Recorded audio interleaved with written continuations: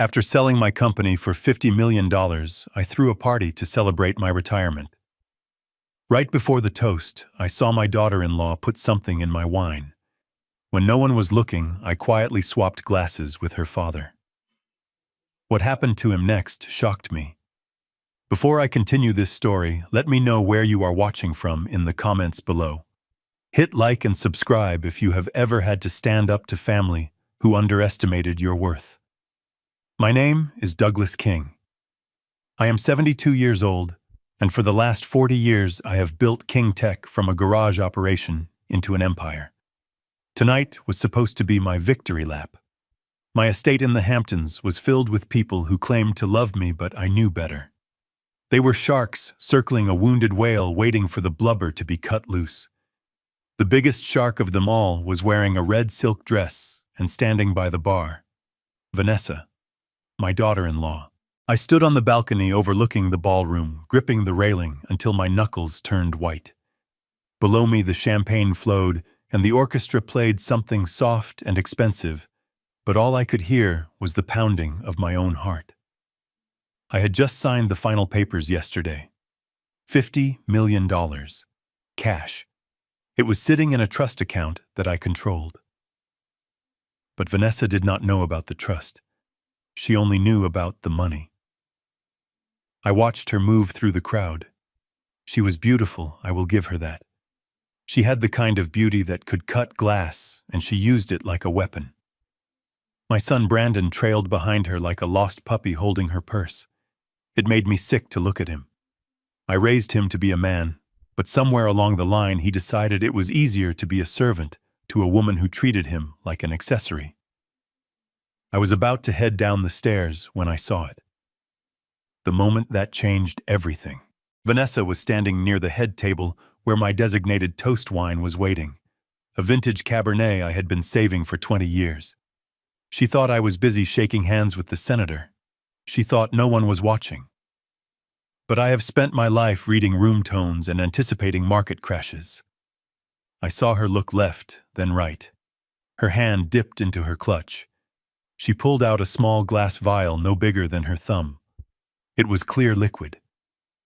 Without a moment of hesitation, she uncorked it and tipped the contents into my crystal goblet.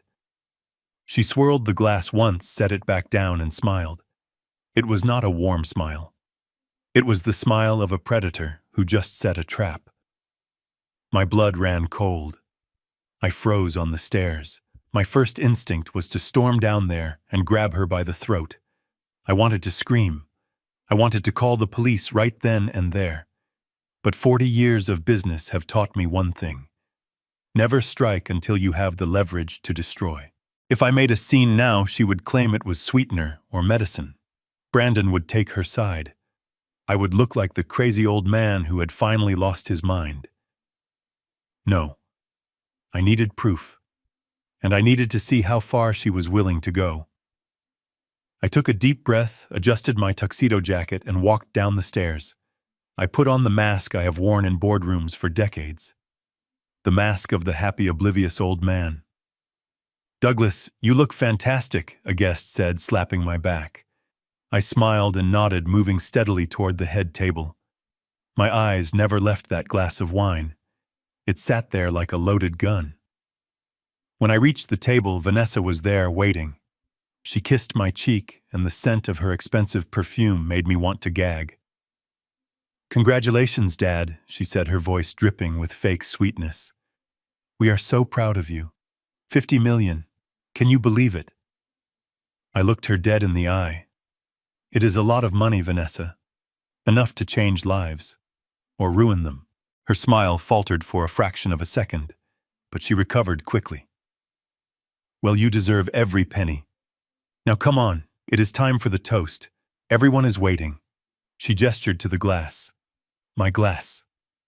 I walked behind the table. I needed a distraction. Just 5 seconds. That was all I needed. Fate, it seemed, was on my side. Standing right next to my spot was Gerald, Vanessa's father. If Vanessa was a shark, Gerald was a leech. He was a man who had never worked a hard day in his life, preferring to gamble away money he did not have. He was currently staying in my guest house because he had lost his apartment in the city. He was already drunk, swaying slightly, his tie loosened. He was eyeing the open bottles on the table with a desperate, thirsty hunger. "Hey, Douglas," Gerald slurred, leaning heavily on the table.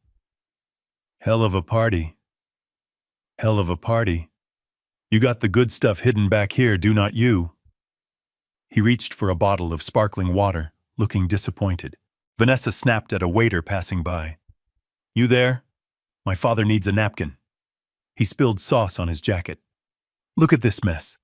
She turned her back to me to berate the poor waiter, pointing at a non-existent stain on Gerald's lapel. Brandon stepped in to calm her down, blocking the view of the guests. This was it. In one smooth motion, I reached out. I took my poisoned goblet and slid it to the right and right in front of Gerald. Then I took Gerald's empty identical glass and slid it in front of me. I grabbed a bottle of safe, unopened Merlot from the service tray behind me and poured a fresh serving into my new glass. It took 3 seconds. When Vanessa turned back around, I was standing there calm and composed, holding my glass. Gerald was holding his. Vanessa looked at me. She looked at the glass in my hand. She did not notice the switch. She was too arrogant. She thought she was the smartest person in the room. "All right, everyone," I boomed, my voice echoing through the ballroom. "If I could have your attention." The music stopped. The chatter died down. 200 faces turned toward me. I saw the senator. I saw my lawyers. I saw my competitors. And right in the front row, I saw Brandon and Vanessa. Brandon looked nervous. Vanessa looked eager. She was practically vibrating with anticipation. She was waiting for the show. I raised my glass. "To family," I said. My eyes locked on hers. "To family," the crowd echoed. I brought the glass to my lips. Over the rim, I watched her. Her eyes widened. She was holding her breath. She expected me to drop. She expected me to convulse. I took a long, slow sip. The wine was good, bold, oaky, and completely poison-free. I swallowed. I lowered the glass. I smiled at her. The confusion on her face was worth every penny I had ever made. She blinked rapidly, trying to process why I was still standing, why I was not clawing at my throat. Then I heard it. Next to me, Gerald let out a sound that was half cough, half gasp. I turned. Gerald had drained the goblet. He was a greedy man, and he had gulped down the expensive vintage like it was cheap beer. He dropped the glass. It shattered on the marble floor, sending shards of crystal flying. Gerald grabbed his throat. His face, which was flushed from alcohol, suddenly turned a terrifying shade of gray. His eyes bulged out of his sockets. "Dad," Vanessa screamed. She did not scream because she was worried. She screamed because she knew exactly what was happening. Gerald fell to his knees. He was clawing at his chest, tearing at his shirt. Foam, white and frothy, began to bubble at the corners of his mouth. His body went rigid, then began to jerk violently. The ballroom erupted into chaos. Guests screamed and backed away. Brandon froze, his mouth hanging open uselessly. "Call 911!" I shouted, pointing at my head of security. I knelt down next to Gerald, not to help him, but to witness the consequences of his daughter's greed. He was convulsing on the floor, his heels drumming a frantic rhythm against the cold stone. He looked at me with terrified, pleading eyes. He could not breathe. His airway was closing up. Vanessa threw herself onto the floor next to him, but she did not start CPR. She did not check his pulse. She reached for the broken stem of the glass on the floor. She was trying to hide the evidence. I saw her hand close around the jagged crystal base, the one that still had a few drops of the poisoned wine in it. She was going to pocket it or throw it away. I grabbed her wrist. Her head snapped up. Her eyes were wild, full of panic and hate. "Let go of me," she hissed. "My father is dying." "Leave the glass, Vanessa," I said, my voice low and dangerous so only she could hear. You old bastard, let go. She tried to wrench her hand away, scratching my arm with her manicured nails. But I did not build a business empire by being weak physically or mentally. I squeezed harder until she gasped and dropped the glass shard. Sullivan. I barked without looking away from her. My lawyer Sullivan appeared out of the crowd instantly. He was a man who slept in a suit and knew where all the bodies were buried. Secure this, I said, pointing to the broken glass, and get the rest of the wine from that bottle she poured from. No one touches it. Sullivan did not ask questions. He pulled a handkerchief from his pocket and picked up the glass shard, wrapping it carefully. Vanessa watched him do it, and I saw the color drain from her face. She knew. She knew that I knew. The paramedics burst through the double doors. They pushed past the stunned guests and surrounded Gerald. "He is going into cardiac arrest," one of them shouted. "Clear." They ripped open Gerald's shirt. They began chest compressions. The sound of ribs cracking echoed in the silent room. Vanessa stood up, trembling. She turned to Brandon, who finally snapped out of his trance and ran to her side. "It is okay, baby," Brandon stammered, hugging her. "He is going to be okay. It is just a heart attack. He drinks too much." We knew this could happen. Vanessa buried her face in Brandon's chest, but she was not crying. I could see her eyes over his shoulder. They were dry. They were cold. And they were fixed on me. She was not sad that her father was dying. She was terrified because her plan had failed. And worse, she was furious that I was the one still standing. They loaded Gerald onto the stretcher. He was unconscious now, an oxygen mask strapped to his face. "I am going with him," Vanessa announced. "Brandon, bring the car." She started to follow the stretcher, but she stopped as she passed me. She leaned in close. "This is not over," she whispered. "You think you are clever, Douglas, but you are just a lucky old man. You should have drunk that wine." I looked at her and brushed a speck of dust off my lapel. "And you should have remembered who pays for the roof over your head, Vanessa. Get out of my sight." She stormed out, following the paramedics. The sirens wailed outside, fading into the distance. The party was over. The guests were whispering, glancing at me with a mix of pity and suspicion. They thought they had just witnessed a tragedy. They did not know they had just witnessed an attempted murder. I turned to Sullivan, who was standing quietly by my side, holding the evidence. "Get the car, Sullivan," I said. "We are going to the hospital," Sullivan asked. "Yes," I replied, "but not to visit. I want that glass tested immediately. I want a full toxicology report. And Sullivan, cancel Brandon's credit cards, all of them." Sullivan raised an eyebrow, but a small smile played on his lips. "Consider it done, sir." I looked down at the spot where Gerald had collapsed. There was a stain of red wine on the white marble. It looked like blood. I had survived the first strike. But I knew this was just the opening move. Vanessa was desperate now. And a desperate enemy is the most dangerous kind. She would not stop. She would try to turn this around. She would try to make me the villain. Let her try. I walked out of the ballroom, leaving the whispers and the shattered glass behind me.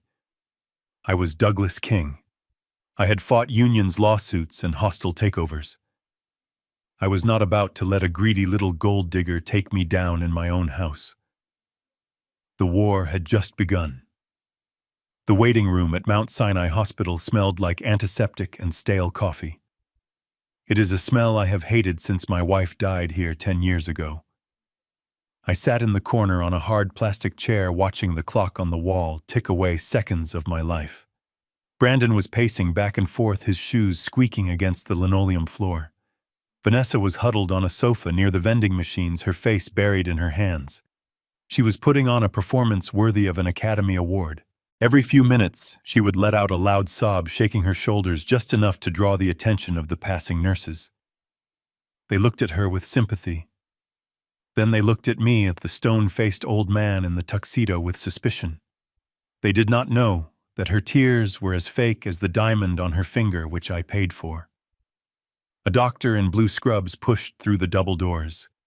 He looked exhausted. He pulled off his mask and looked around the room. Family of Gerald Vance. Vanessa shot up from the sofa like a spring. She ran to the doctor, grabbing his arm with desperate hands. "Is he okay? Please tell me he is okay, doctor." The doctor sighed and shook his head slowly. I stood up and walked over, keeping my distance. I needed to hear this. "He is in critical condition," the doctor said, his voice grave.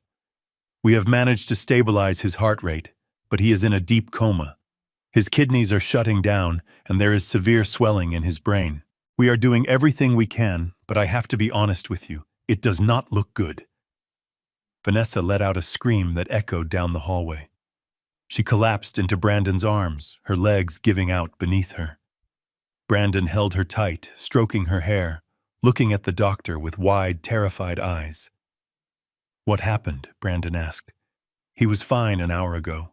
He was laughing. He was drinking."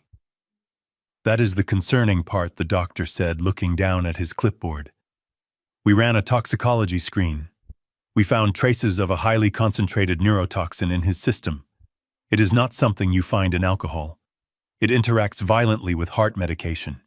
If he had arrived 10 minutes later, he would be dead." Vanessa pulled away from Brandon. She turned slowly to face me. Her eyes were red and puffy, but behind the tears I saw the cold calculation of a viper about to strike. She knew the poison was real. She knew I knew, and now she had to control the narrative before I could speak. "It was him," she whispered, pointing a shaking finger at me. Brandon looked confused. "What? What are you talking about, Vanessa?" "It was your father," she screamed, her voice rising to a hysterical pitch. "He did this. I saw him." The waiting room went silent. A police officer who had been taking a statement from a nurse nearby stopped writing and looked over. "Vanessa, do not be ridiculous," I said, my voice calm and steady. "Do not lie to me, you monster," she shrieked, advancing on me. "I saw you at the party. You were jealous because my father was getting along with everyone.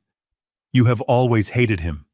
You have always looked down on us because we are poor. You think we are trash." She turned to the doctor, grabbing his scrubs again. "Doctor, my father has a heart condition. He knows he cannot drink red wine. He never drinks it. But Douglas forced him. I saw them by the bar. Douglas kept refilling his glass, pressuring him, saying it would be rude not to toast. He bullied him into drinking that poison." I looked at Brandon, expecting him to defend me. I expected him to tell his wife that she was crazy, that his father was a respected businessman, not a murderer. I expected him to remember the man who taught him how to ride a bike, who paid for his Ivy League education, who sat by his bedside when he had pneumonia. But when I looked at my son, I did not see a man. I saw a coward. Brandon looked at Vanessa, then he looked at me. I saw the gears turning in his head. He was afraid of her. He was afraid of losing her approval. And deep down, he was weak. "Dad," Brandon said, his voice cracking. "Is it true? Did you make him drink it?" I felt like I had been punched in the gut. Not by an enemy, but by my own blood. "Brandon," I said, my voice dropping to a dangerous whisper. "Think about what you are asking. Do you really believe I would poison a man at my own retirement party? Do you think I am that stupid? You have been acting strange lately, Dad," Brandon said, stepping back from me as if I were contagious. "You have been forgetting things. You have been angry. And you always said Gerald was a leech. You said he was a bad influence." I stared at him in disbelief. This was her doing. For years she had been dripping poison into his ear, telling him I was controlling, telling him I was senile. And now she was cashing in on all that manipulation. "He is a sick old man," Vanessa sobbed, turning to the police officer, who was now approaching us. "Officer, arrest him. He tried to kill my father. He is a danger to everyone. The officer stepped between us, his hand resting instinctively on his belt. Sir, I am going to need you to step back. I looked at the officer, then at the doctor who was looking at me with undisguised disgust. The narrative had shifted. In the blink of an eye, I had gone from the victim of an attempted murder to the perpetrator of a hate crime against a poor sick man. I looked at Brandon one last time. He was holding Vanessa, whispering, creating a wall of unity against me. He had chosen his side. He had chosen the lie because it was easier than facing the truth. I felt a cold hardness settle in my chest. The last ember of affection I held for my son flickered and died. I am not saying another word without my lawyer, I said to the officer. You do not have to say anything, Vanessa spat at me. The truth is in that hospital room. My father is fighting for his life because of you. If he dies, his blood is on your hands. I looked at her, and for a brief second I let the mask slip. I let her see the rage burning underneath. If he dies, Vanessa, I said softly, so only she and Brandon could hear. Then you better hope your acting skills can save you from an autopsy. She flinched. Just a little. But it was enough. The officer grabbed my arm. Sir, that sounds like a threat. Come with me. We need to have a talk outside. As I was led away, I looked back. Vanessa buried her face in Brandon's shoulder again, pretending to weep. But over his shoulder, she watched me leave. Her eyes were dry. She had won the battle. She had turned my son against me and got me kicked out of the hospital. But she had made a fatal mistake. She thought she had isolated me. She thought that by taking away my family, she made me weak. She did not understand that she had just removed my only weakness. I no longer had to worry about protecting Brandon's feelings. I no longer had to worry about keeping the peace. I walked through the sliding doors into the cool night air. I pulled my phone from my pocket. My hand was not shaking. Sullivan, I said, when my lawyer answered on the first ring.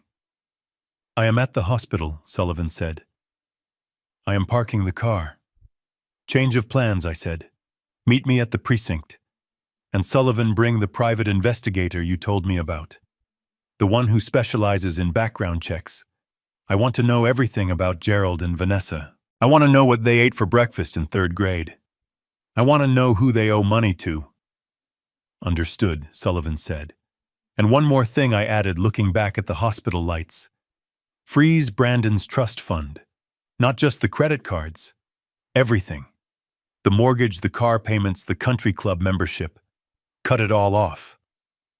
Douglas, are you sure? Sullivan asked, his voice hesitant. That is the nuclear option. He is your son. I closed my eyes and saw Brandon standing there looking at me with fear and accusation. I do not have a son, I said. I have a liability, and I am liquidating it. I hung up the phone. The war was no longer cold. It was scorching hot, and I was ready to burn everything to the ground to find the truth.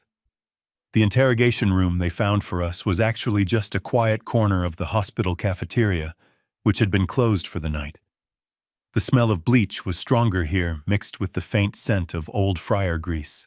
Officer Miller sat across from me, holding a notepad. He was young, probably no older than 30, and he had the tired look of a man who just wanted his shift to end without a homicide.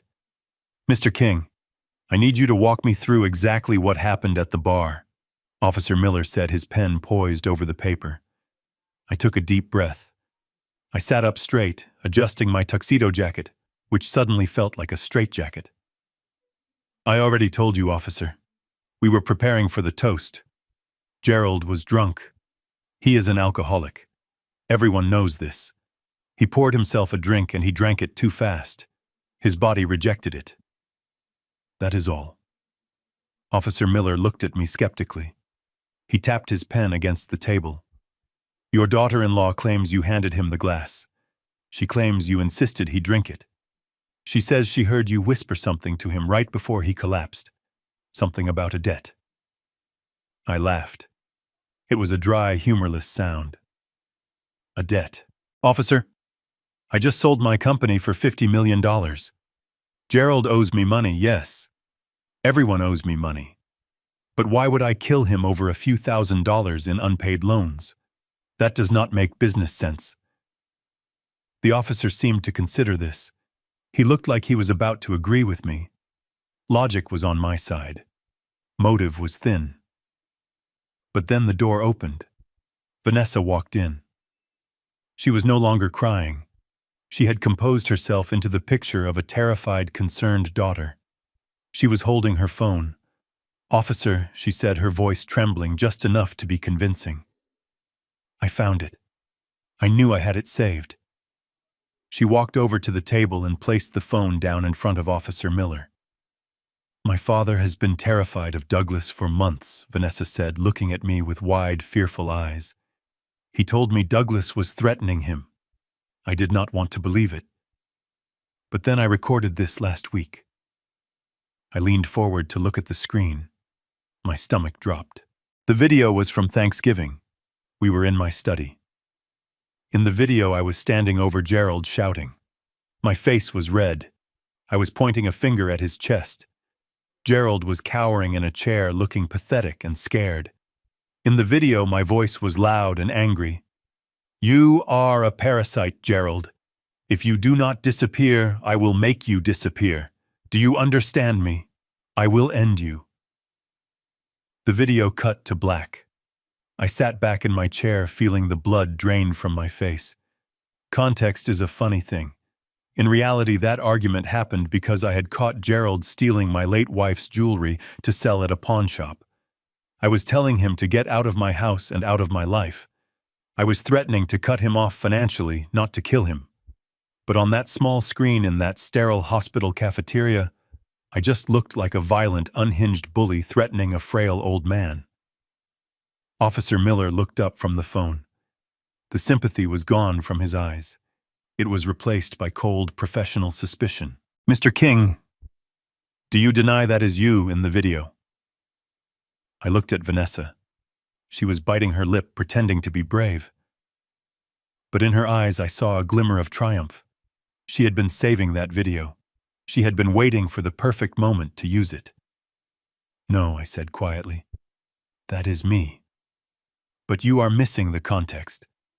"I do not think context changes a death threat," Mr. King, Officer Miller said, standing up. He clipped his pen onto his notebook.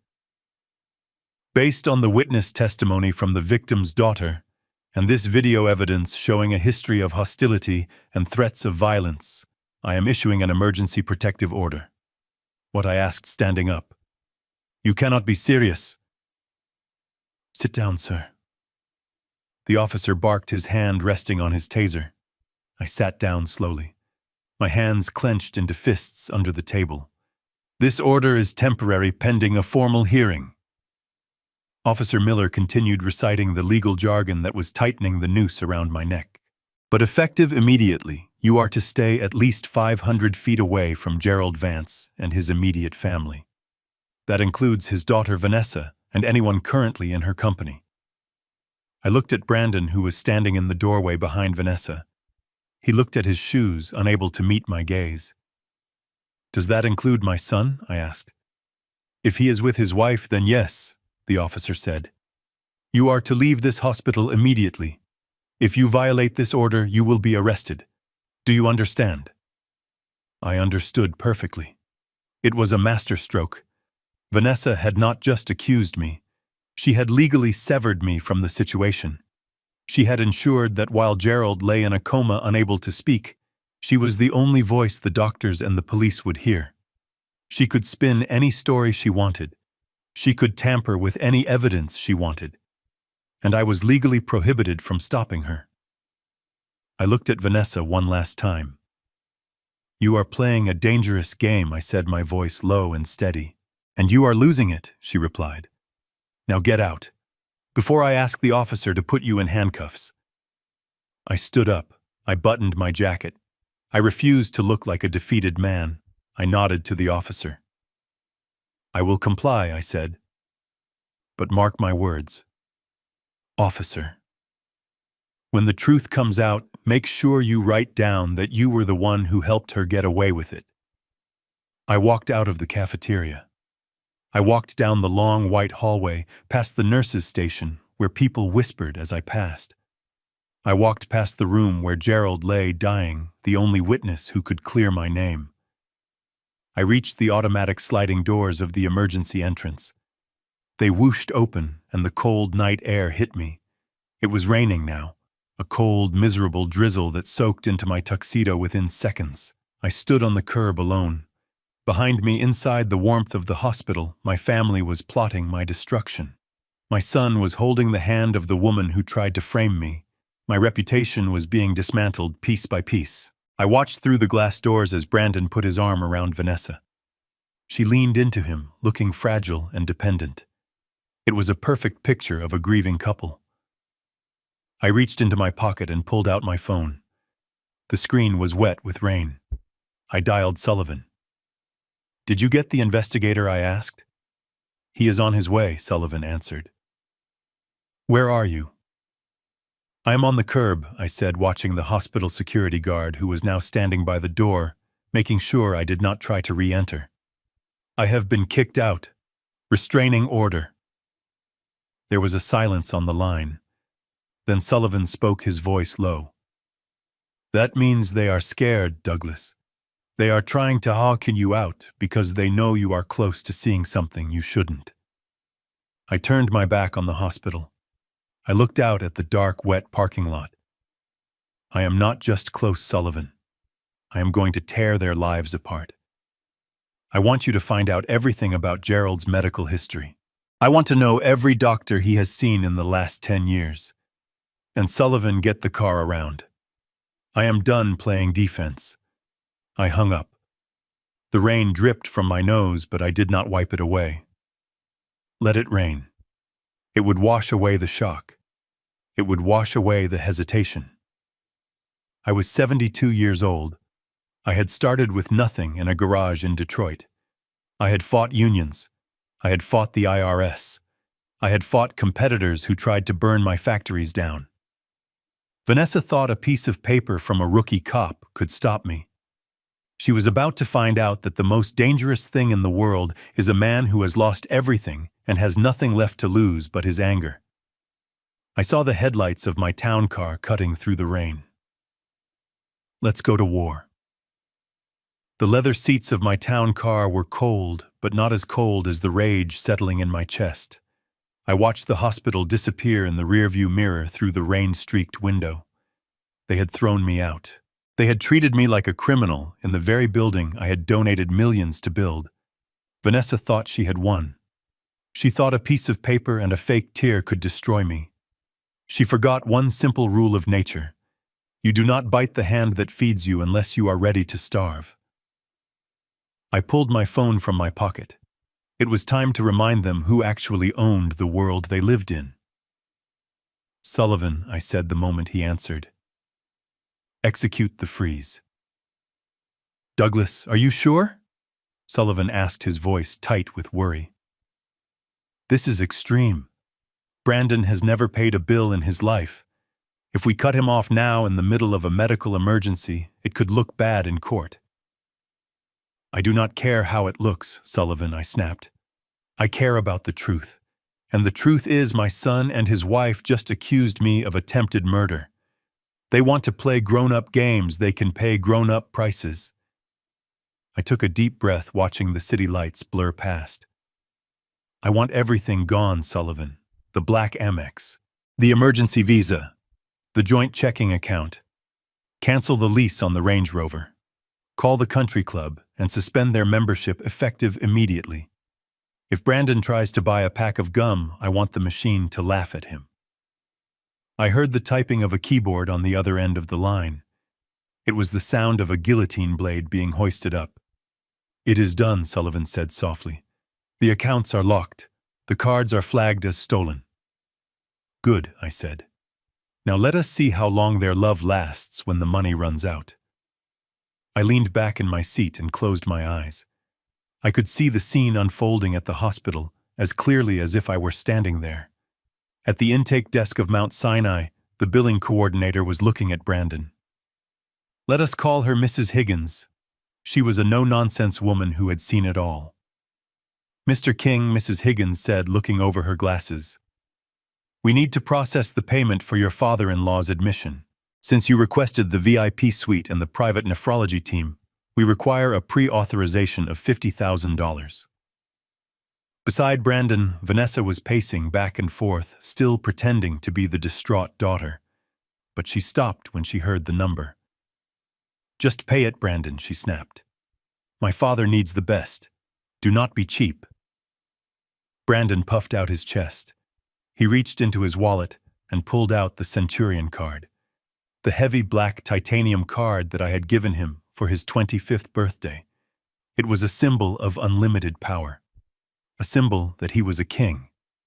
Of course, Brandon said, with that arrogant little smirk he adopted whenever he spent my money. Put it all on this. He handed the card to Mrs. Higgins. She swiped it. There is a sound a credit card machine makes when it declines. It is a harsh judgment, a mechanical rejection. Beep. Mrs. Higgins frowned. She looked at the screen. She swiped it again. Beep. Brandon's smirk faltered. What is the problem, he asked. Absong. It says declined, sir, Mrs. Higgins said loud enough for the people in the line behind him to hear. That is impossible. Brandon laughed nervously. There is no limit on that card. Try it again. Or here, try the Visa. He pulled out the gold Visa card. His hands were starting to shake now. He could feel the eyes of the strangers on his back. He could feel Vanessa's glare burning into the side of his head. Mrs. Higgins swiped the Visa. Beep. Card reported lost or stolen. Brandon's face went pale. Stolen. No, that is my card. My father pays the bill. Mrs. Higgins handed the card back to him with 2 fingers as if it were contaminated. Well, sir, the bank says otherwise. Do you have another form of payment? Perhaps a debit card? Brandon fumbled through his wallet. He pulled out a debit card linked to the joint account I filled every month with $10,000 for their living expenses. He inserted the chip. He typed the PIN. Declined. Insufficient funds. The line behind him was getting restless. Someone coughed. Someone else muttered, "Hurry up." Vanessa stepped in, snatching the wallet from his hands. You are useless, Brandon. Let me do it. She pulled out her own card. The platinum supplementary card attached to my account. She threw it on the counter like a queen throwing a coin to a beggar. Run this one, she commanded. Mrs. Higgins didn't even blink. She swiped it. Beep. Vanessa froze. She looked at the machine, then at Brandon, then at the clerk. Call the bank, she hissed at Brandon. Call your father. This is a mistake. I cannot call him, Brandon whispered, his voice trembling with panic. We just got a restraining order against him, Vanessa. If I call him, I go to jail. And that was the moment. That was the moment the reality of what they had done crashed down on them. They had built a fortress to keep me out, but they forgot that I was the one paying for the bricks. Sir Mrs. Higgins said, her voice icy now. If you cannot provide a valid form of payment, we cannot move the patient to the VIP suite. We will have to transfer him to the general ward. And I will need you to step aside so I can help the next paying customer. Brandon stood there holding a handful of useless plastic. He looked small. He looked pathetic. For the first time in his life, he was facing the world without my shield. Vanessa turned on him. Her mask of grief slipped, completely revealing the ugly greed underneath. Fix this, Brandon, she shrieked, not caring who heard. Fix this now, or so help me God. I opened my eyes in the back of the town car. A small, cold smile touched my lips. Welcome to the real world, son, I whispered to the rain. I hope you enjoyed your stay at the Hotel King, because checkout time was 5 minutes ago. Now, Sullivan, I said into the phone. Take me to the office. I have a forensic accountant to meet. If they want to fight about money, let us find out exactly where all of theirs has been going. My office at King Tech was supposed to be my sanctuary. It was a fortress of glass and steel on the 45th floor where I had built my empire. But as I sat there staring at the rain-lashed city below, I realized that even this fortress was not safe. Sullivan was sitting across from me organizing files, but the silence was heavy. It was the calm before the storm. And then the storm broke. My phone rang. It was not a normal ring. It was the specific ringtone I had assigned to Brandon years ago. It used to make me smile. Now it sounded like an air raid siren warning of an incoming attack. I pressed the speakerphone button. I wanted Sullivan to hear this. I wanted a witness to the madness. "Dad, are you insane?" Brandon's voice filled the room. He was screaming so loud the audio distorted. I could hear the background noise of traffic and sirens. He was panicking. "You cut us off!" Brandon shouted, his voice cracking with disbelief. "You cut everything off. The cards, the accounts, even the gas card for the car. We are stuck at a gas station in the rain, Dad. Do you have any idea how humiliating this is?" The attendant looked at me like I was a criminal. I leaned back in my leather chair, crossing my hands over my chest. I did not raise my voice. I did not need to. "You are a criminal, Brandon," I said calmly. "Or at least you are sleeping with one. You accused me of murder 3 hours ago. Did you think I would keep paying for your lifestyle while you tried to put me in prison?" There was a pause on the other end. I could hear him breathing heavily. I could almost see him standing there in the rain, soaking wet, holding the nozzle of a gas pump he could not pay for. "It is not about the money," Brandon stammered, trying to pivot. "It is about respect. You are treating us like children. Vanessa is upset. She is grieving. Her father is in a coma, and you are worried about your bank account. You are a heartless old man." I closed my eyes. It was always the same script. I was the villain because I had boundaries. They were the victims because they had consequences. "Put your wife on the phone, Brandon," I said. "No, she is too upset to talk to you," Brandon said, defensiveness creeping into his tone. "Put her on," I commanded, my voice striking the desk like a gavel. "Or I call the dealership and report that Range Rover as stolen right now. You have 30 seconds before the police pull you over." There was a fumbling sound, a muffled argument. Then the line went quiet for a second, before a new voice cut through the static. It was Vanessa. She was not screaming like Brandon. She was not crying like she had been at the hospital. Her voice was ice cold. It was the voice of the woman who had poured poison into my glass without shaking. "You think you are winning, Douglas," she said. "You think because you pulled the plug on the money that we are going to come crawling back. You think we will apologize. I think you are going to realize you bit off more than you can chew, Vanessa," I replied. "You are penniless.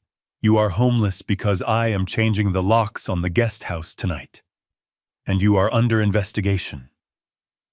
Vanessa laughed. It was a low, throaty sound that made the hair on my arms stand up. "You really do not get it, do you? You think money is power. But you are wrong. Information is power. And right now I hold all the cards." "What are you talking about?" I asked, signaling Sullivan to start recording the call. "I am talking about my father," she said. "Gerald. You know the man you poisoned." "I did not poison him, Vanessa. We both know that." "It does not matter what we know," she interrupted sharply.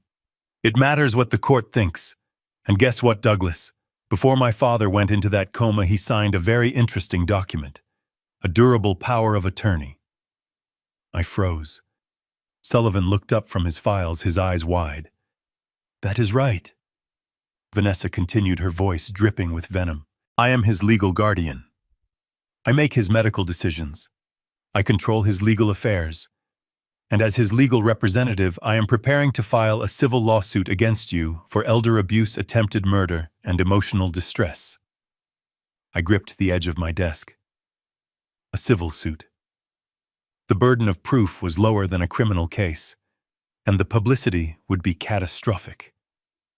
You have no proof, I said, trying to keep my voice steady. I do not need proof to destroy your reputation, she hissed. Imagine the headlines, Douglas, the billionaire tycoon who poisoned his poor sick-in-law because he was a burden. Imagine the protests outside your house. Imagine the shareholders of the company you just sold panicking and suing you for breach of morality clauses. I will tie up your $50 million in court for the next 10 years. You will die before you see a penny of it. I stayed silent. She had done her homework. She knew exactly where to hit me. She was threatening my legacy. So here is the deal, Vanessa said, her tone shifting to business-like precision. You are going to reactivate the accounts.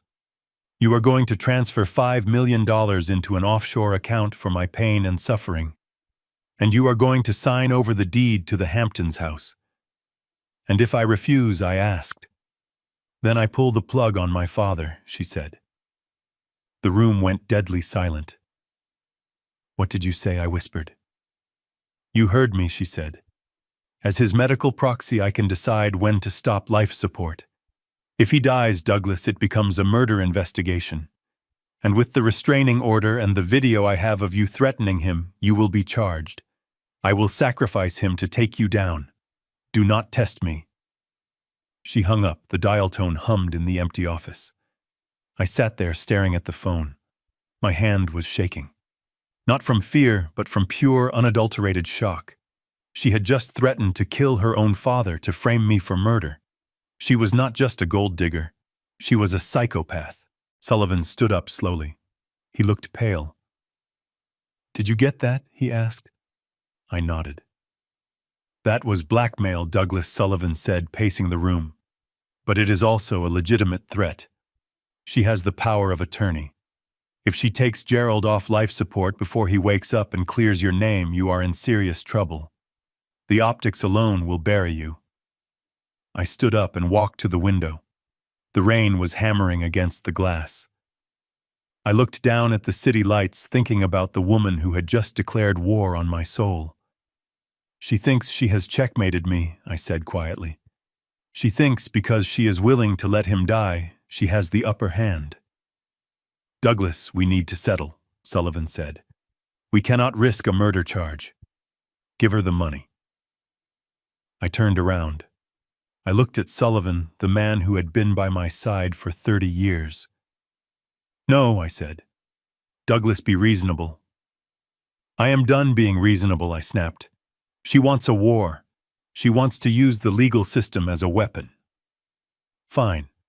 But she forgot one thing. She is not the only one who can dig up dirt. I walked back to my desk and picked up the file the private investigator had just dropped off before the call. It was thin. Just a few pages. But it was a start.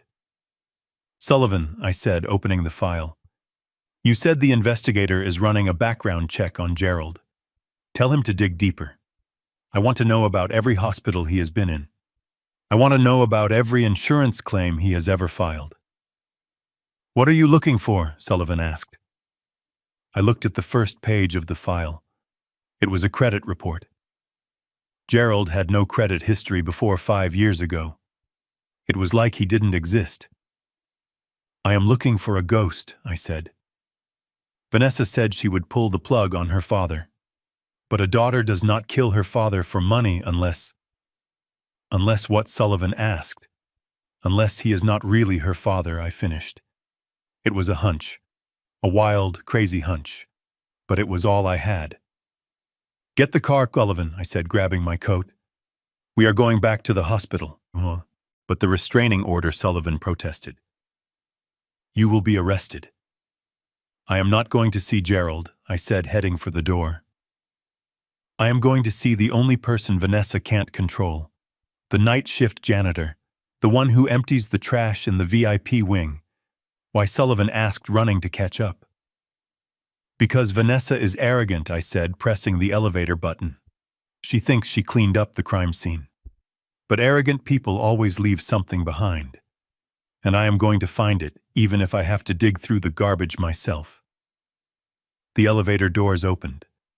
I stepped inside. The blackmail call had been meant to break me. Instead, it had given me the one thing I needed, a deadline. I had until Gerald's life support was turned off to find the truth. The clock was ticking, and I was done playing by the rules. The rain against the office window sounded like bullets. It was fitting because I felt like I was standing in a firing line waiting for the final shot. Sullivan sat across from me. He had not said a word since we returned from the hospital. On the mahogany desk between us sat a single manila envelope. It looked innocent enough. It was just paper. But I knew that what was inside that envelope would either save my life or confirm that my family was truly made of monsters. Sullivan reached out and tapped the envelope with his index finger. His face was gray. I have known Sullivan for 30 years. I have seen him handle bankruptcy hearings, hostile takeovers, and federal investigations without blinking. But tonight, he looked terrified. Douglas, he said, his voice barely a whisper. You need to prepare yourself. What we found in that glass. It is not what we thought. I stared at the envelope. Open it, Sullivan. He slid the papers out. They were covered in medical jargon, chemical formulas, and red stamps that said confidential. We sent the sample to a private lab in the city, Sullivan explained, one that specializes in industrial espionage and chemical warfare. They ran a full spectrum analysis, and I asked, leaning forward, was it arsenic, cyanide, rat poison? Sullivan shook his head slowly. No, Douglas. Those things kill you. They stop your heart or shut down your lungs. If Vanessa wanted you dead, she would have used something simple. But she did not want you dead. I frowned. I did not understand. Gerald was in a coma. He was dying. Gerald is dying because he drank the whole glass in one gulp, Sullivan said. He took a massive overdose. But the substance in that wine was not designed to kill. It is a synthetic compound, a mixture of scopolamine and a high-grade paralytic agent. In street terms, they call it the devil's breath. I felt a chill run down my spine that had nothing to do with the air conditioning. I had heard of this. It was a drug used by cartels in South America. Sullivan continued reading from the report, his voice steady but grim. At the correct dosage, which is what she prepared for you, this drug does not kill. It suppresses the free will center of the brain. It causes short-term memory loss and total compliance. The victim remains awake. They can walk, they can talk, they can hold a pen, but they have no will of their own. They will do anything they are told. I sat back in my chair, feeling the blood drain from my face. Anything I whispered, anything Sullivan confirmed. If you had drunk that wine, Douglas, you would not have fallen to the floor like Gerald. You would have stood there smiling.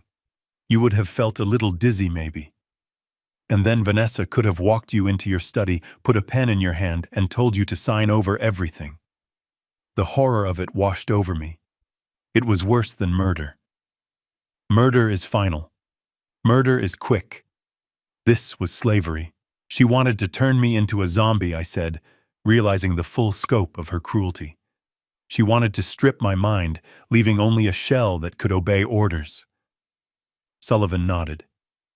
Think about the timing, Douglas. Why do this at the party? Why in front of witnesses? Because she needed you to be seen alive. She needed the guests to see you smiling and drinking. Then she would have taken you upstairs, claiming you were tired. She would have had you sign the transfer deeds, the power of attorney, the updated will. And the next morning, when you woke up with no memory of the night before, she would own everything. And if I fought it later, I asked. You could not fight it, Sullivan said. Because to the outside world you were awake. You signed the papers willingly. There would be no evidence of force. And by the time the drug wore off, your assets would be in the Caymans, and she would be your legal guardian claiming you were senile. I stood up and walked to the window looking down at the city. My reflection in the glass looked like a stranger. I imagined myself in that state, sitting at my desk, drooling slightly while Vanessa whispered commands in my ear. I imagined Brandon standing there watching his father being reduced to a puppet and doing nothing to stop it. They did not want my money, I said quietly. They wanted my soul. They wanted to humiliate me. They wanted to make me hand them the keys to the kingdom while I thanked them for it. It explains why Gerald is in such bad shape, Sullivan added. His body is fighting the paralytic. His heart stopped because the dosage was meant for a 200-pound man to sip slowly over an hour. Gerald took it all in 3 seconds. His system went into shock. So she nearly killed her own father by accident, I said, turning back to the room. And now she is using his condition to frame you, Sullivan finished. It is evil, Douglas. Pure calculated evil. I looked at the report again. The chemical formula looked like a map of hell. But this is good news, Sullivan, I said, a cold smile touching my lips. Sullivan looked at me like I was crazy. Good news. Douglas, she tried to lobotomize you. Yes, I said, picking up the report. But this proves intent. This proves premeditation. And most importantly, this proves that she is not just a grieving daughter. She is a chemist. A normal person does not have access to synthetic scopolamine. You do not buy this at the pharmacy. I looked at Sullivan. Find out where she got it. We are already on it, Sullivan said. The lab identified a specific impurity in the mixture. It is a signature from a specific type of underground manufacturer. We are tracing the supply chain now. I nodded. My mind was racing. I was no longer the victim. I was the hunter. She thinks I am cornered, I said. She thinks I am running scared from her restraining order. She thinks I am worried about the bad press. I walked over to the safe in the corner of my office. I spun the dial. Click, click, click. I opened the heavy steel door. Inside were not stacks of cash or gold bars. There were files. Files I had kept on everyone I ever did business with. Everyone who ever tried to cross me. And there was a new file. A red one. I had started it the day Brandon brought Vanessa home. I pulled it out. Sullivan, I said, placing the red file on the desk next to the toxicology report. You asked me once why I never fully trusted her. Why I insisted on the prenuptial agreement, even though Brandon cried about it. Sullivan nodded. I never told you this, I said, opening the file. But 5 years ago when they met, Vanessa was not a model. She was working at a high-end club in Miami, a club known for drugging wealthy patrons and emptying their credit cards. Sullivan's eyes went wide.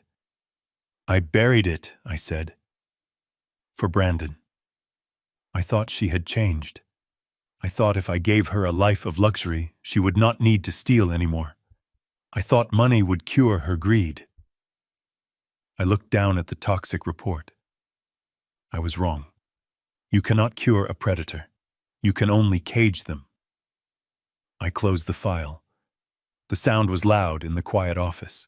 We have the weapon, I said, tapping the toxicology report. Now we need the trap. What do you have in mind? Sullivan asked. She wants me to be senile, I said, my voice low and dangerous. She wants me to be weak. She wants to believe that her plan is still working, even though Gerald drank the wine. I looked at Sullivan. I am going to give her exactly what she wants. I am going to call Brandon tomorrow.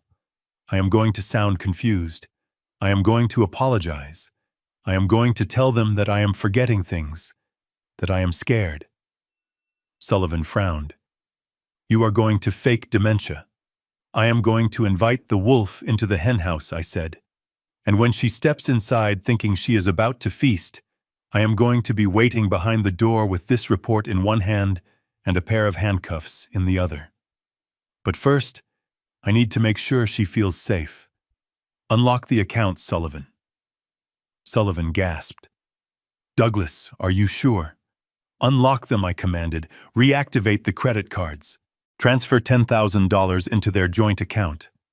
Send a flower arrangement to the hospital with a note apologizing for the misunderstanding.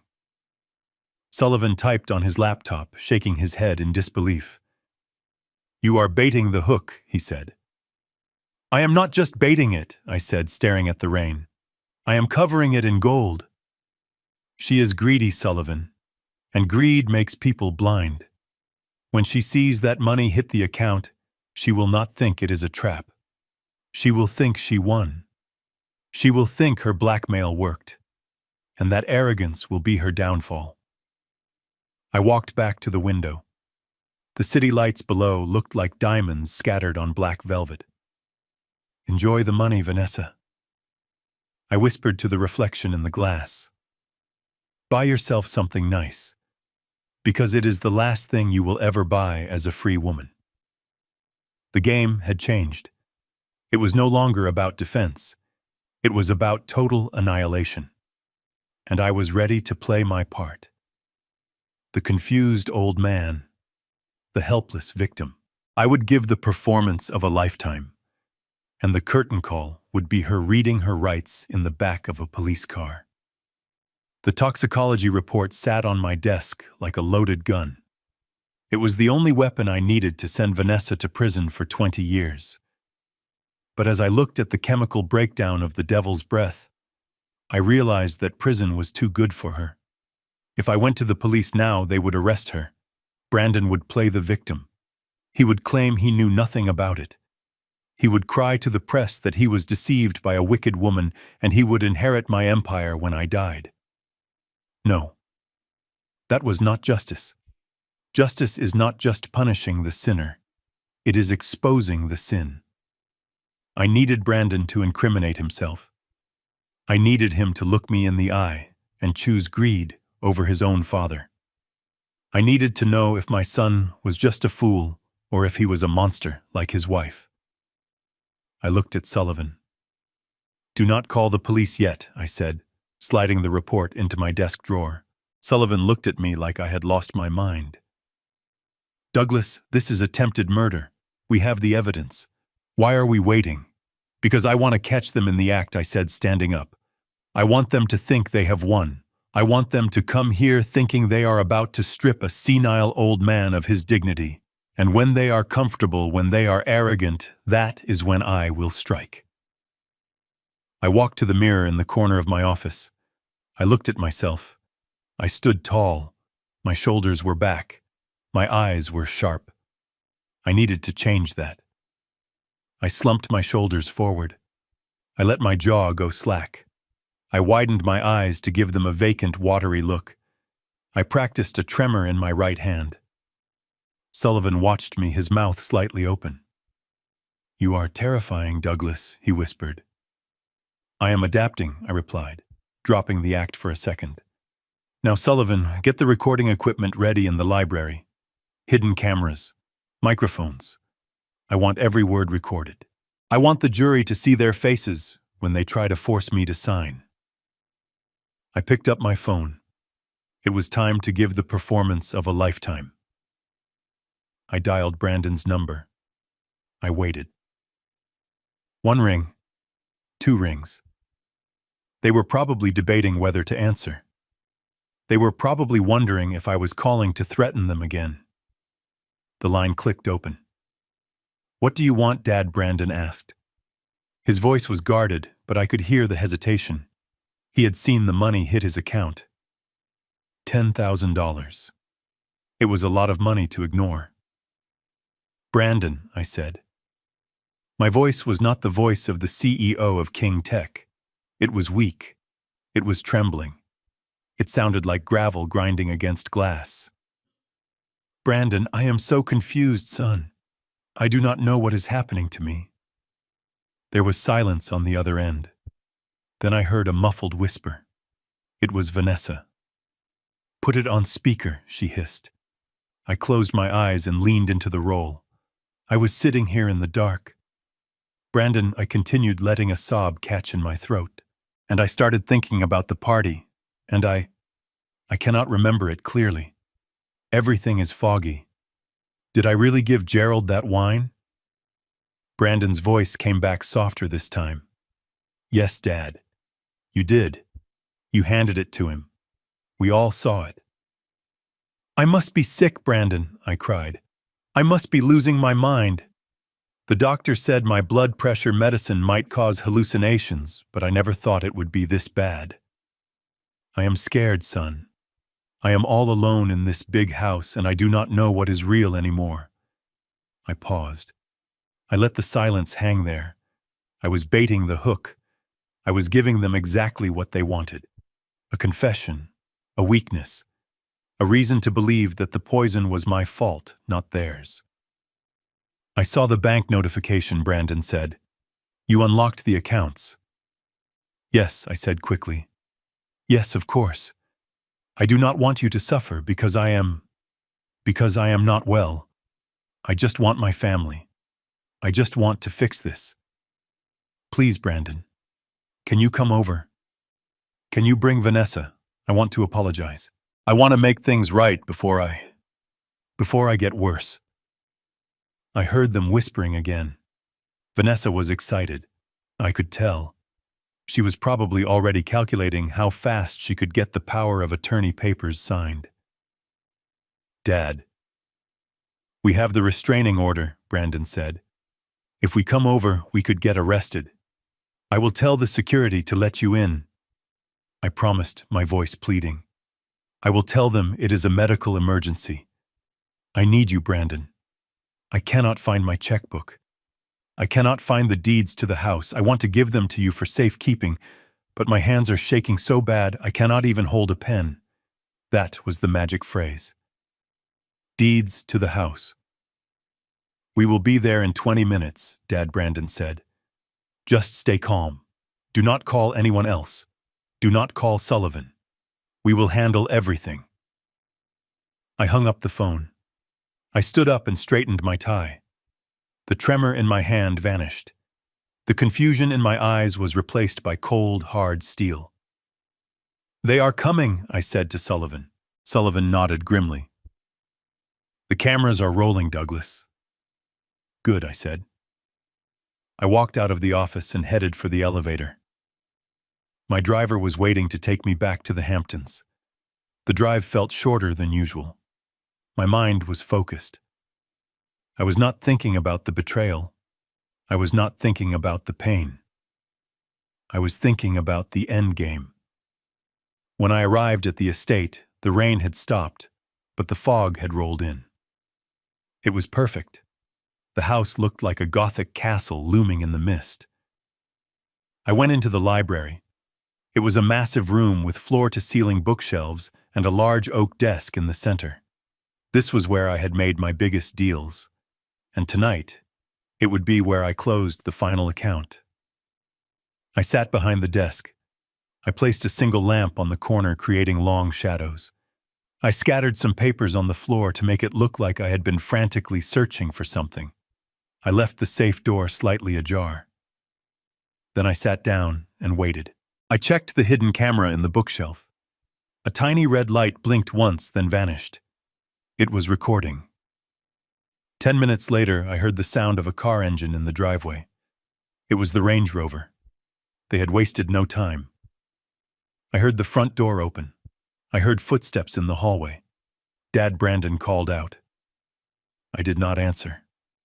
I slumped forward in my chair, resting my head in my hands. I started to shake. They walked into the library. Vanessa was first.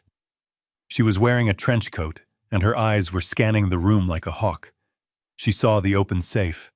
She saw the papers on the floor. A smile curled at the corner of her lips. Brandon followed her. He looked nervous. He was looking at me with a mixture of pity and fear. Dad, he said softly. I looked up slowly. I squinted as if the light hurt my eyes. Brandon, I whispered. Is that you? Yes, Dad, it is me, Brandon said, approaching the desk. And Vanessa is here too. I looked at Vanessa. I made my lip quiver. Vanessa, I am so sorry, I stammered. I do not know what happened. I think I am dying. Vanessa walked around the desk. She did not hug me. She did not offer comfort. She placed a hand on my shoulder, but it felt heavy and cold. It is okay, Douglas, she said, her voice smooth and patronizing. We are here to help. We are going to take care of everything. She reached into her bag and pulled out a thick stack of documents. We just need you to sign a few things, she said. Just so we can manage the doctors and the bills while you get better. I looked at the papers. Power of attorney, transfer of deed, living will. It was the complete package. She was stripping me bare. I do not have my glasses, I said, feigning helplessness. I cannot read them. You do not need to read them, Dad Brandon said, stepping forward. It is just standard stuff. Just sign where Vanessa points. I looked at my son. This was his chance. This was the moment he could have saved himself. He could have said, wait, let him read it. He could have said, let us call a doctor first. But he didn't. He pushed a pen into my shaking hand. Just sign it, Dad, he said. It is for the best. I took the pen.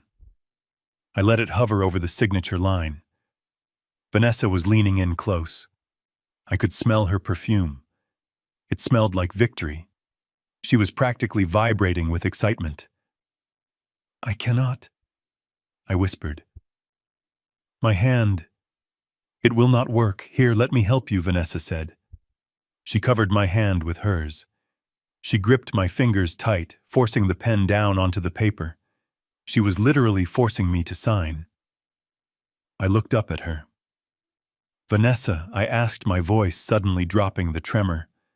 My voice suddenly becoming the deep, commanding baritone of Douglas King.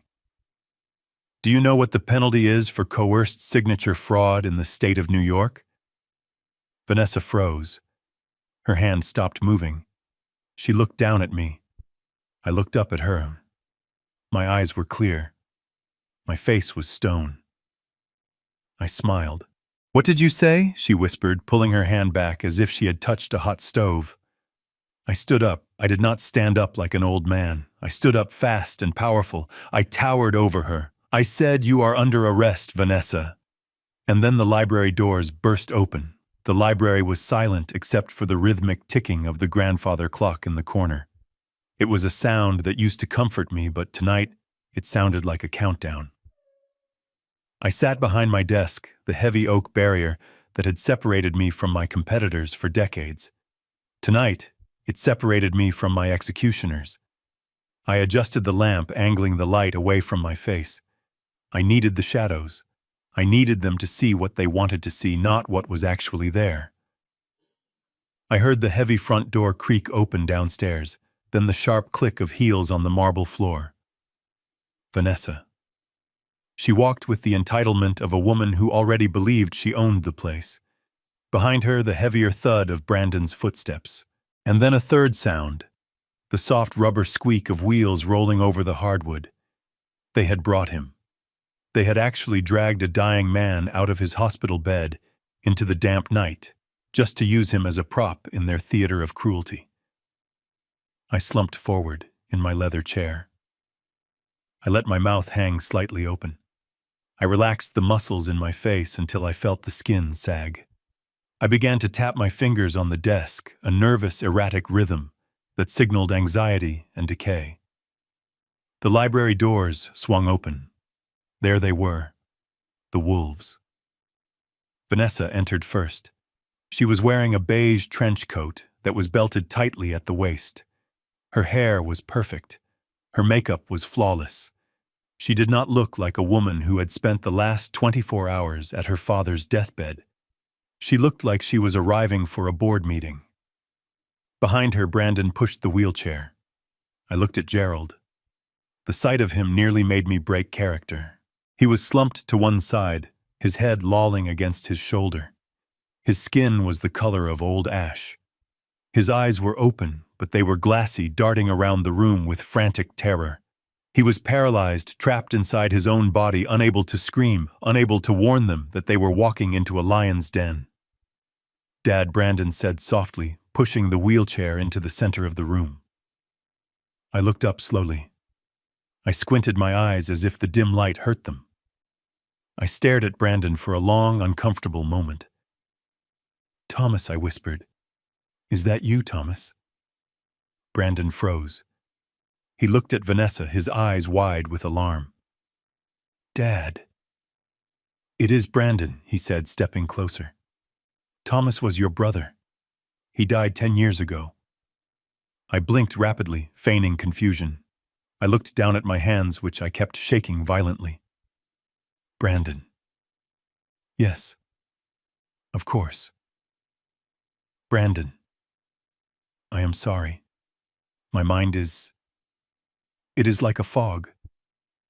I thought Thomas was coming to help me with the accounts. I saw a small smile tug at the corner of Vanessa's lips.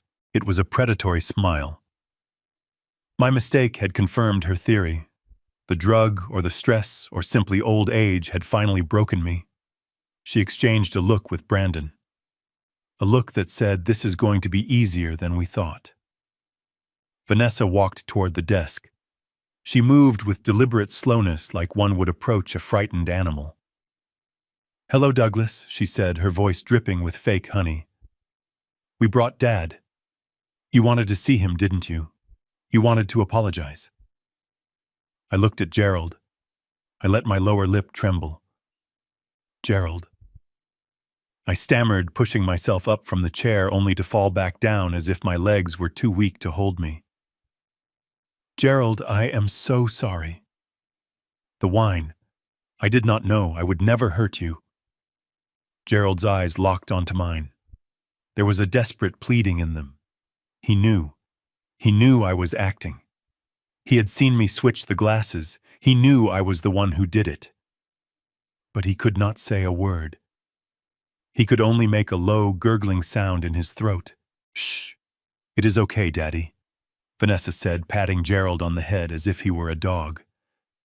"Douglas is confused. But we are going to fix everything." She turned her attention back to me. She placed her leather handbag on my desk, right on top of the red file I had hidden earlier. She leaned forward, resting her hands on the wood, invading my space. "Douglas, we are worried about you," she said. "You are not well. You are confusing Brandon with his dead uncle. You are shaking. You cannot stay here alone. I do not want to go to a home." I whimpered, clutching the edge of the desk. "Please do not put me in a home." "No one is putting you in a home," Brandon said quickly. He sounded guilty. At least he had that much decency left. "We just want to help you manage things. Until you feel better." Vanessa shot Brandon a sharp look, silencing him. She took over the negotiation. "Douglas, we need to secure your assets," she said. "If you are having memory lapses, you could make a mistake. You could lose everything. The bank called us. They said you were unlocking accounts, transferring money randomly. That is dangerous." I nodded enthusiastically, my head bobbing like a marionette. I know. I tried to send money to someone, but I forgot who. I am so scared, Vanessa. I worked so hard for this money. I do not want to lose it." "You won't lose it," she promised, unlocking her bag. "Not if you let us protect it." She pulled out a thick stack of documents. The paper made a heavy thud on the desk. I stared at the documents. I knew exactly what they were. I could see the words "durable power of attorney" and "irrevocable trust transfer" typed in bold letters at the top. What is this?" I asked, reaching out with a trembling hand. "It is just some paperwork to authorize Brandon to pay the bills," Vanessa lied smoothly. "And to make sure the doctors take care of Gerald." "You want to help Gerald, don't you?" "Yes," I whispered. "Yes, I must help Gerald. Then we need you to sign these. Tonight." She pushed the papers toward me. She also pulled out a pen. It was a Mont Blanc. My Mont Blanc. The one I had given Brandon when he graduated college. She had taken it from him. She was using my own gift to sign my death warrant. I looked at Brandon. He was standing behind the wheelchair, gripping the handles so tight his knuckles were white. He was not looking at me. He was looking at the floor. "Brandon," I said, my voice cracking, "are you sure this is right?" He looked up. I saw the conflict in his eyes. For a second, I thought he might stop it. I thought he might say, "Dad, put the pen down." But then he looked at Vanessa. She raised an eyebrow. A silent command. "It is right, Dad." Brandon said, his voice hollow. "Just sign it." I let out a shaky breath. I took the pen. I held it awkwardly, letting it slip through my fingers once before gripping it. Vanessa was practically vibrating. She leaned in closer, her eyes glued to the signature line. She was so close I could see the pulse beating in her neck. She was tasting the $50 million. She was already mentally redecorating this library. I lowered the pen to the paper. The tip touched the line. "Wait," I said, suddenly pulling the pen back. Vanessa flinched. "What? What is it, Douglas?" I need water," I rasped. "My throat. It is so dry, I cannot focus." Vanessa let out an impatient sigh. She signaled to Brandon. "Get him some water, Brandon. Hurry up." Brandon rushed to the wet bar in the corner of the room. I watched him go. I watched Vanessa tap her nails on the desk. Tick, tick, tick. She looked at Gerald. "Don't worry, Daddy," she whispered to him, not caring that I could hear. "Once he signs this, we can get you a real doctor. Or maybe we will just make you comfortable. You have done your part." I felt a surge of cold rage in my chest. She just admitted it. She was going to let him die the moment the ink was dry. Brandon returned with a glass of water. His hands were shaking, almost as much as mine were pretending to. "Here, Dad," he said. I took the glass with two hands, making it rattle against my teeth as I drank. I spilled a little on my chin. I wiped it away with my sleeve, acting pathetic, acting broken. "Thank you, son," I whispered. I set the glass down. I picked up the pen again. "Okay," I said. "Show me where." "Right here," Vanessa said, pointing a manicured finger at the bottom of the page. "And here. And initial here." I leaned forward. I bent my head low over the desk. "I am sorry I forgot your name earlier," I mumbled to Brandon while looking at the paper. "It is okay, Dad," Brandon said. "And I am sorry for what I am about to do." I added, my voice suddenly dropping an octave, becoming steady and strong. What Brandon asked, confused. I stopped shaking. I dropped the pen. It rolled across the document and fell onto the floor. I sat back in my chair. I folded my hands on the desk. I looked up at Vanessa. The fog in my eyes was gone. The fear was gone. I am sorry that I raised a son who would stand by and watch a vulture pick the bones of his living father. The room went deadly silent. The ticking clock seemed to stop. Vanessa froze. Her finger was still pointing at the signature line. She looked at my face. She looked at my steady hands. She looked at the clear, sharp intelligence in my eyes. And for the first time since she walked into my house, the color drained from her face. "Douglas," she whispered. I leaned forward, and the shadows fell away, revealing the wolf that had been waiting in the dark. "Hello, Vanessa. Did you really think I forgot who you were? I insisted we eat first. Before we went into the library to sign the papers, I told them I needed food. I told them my blood sugar was crashing and that my hands were shaking too much to hold a pen. It was a lie, of course. My hands were as steady as rocks beneath the mahogany table, but I needed this meal. I needed one last hour to look into my son's soul and see if there was anything left worth saving. The dining room was a cavern of shadows. I sat at the head of the table, the same spot I had occupied for 30 years.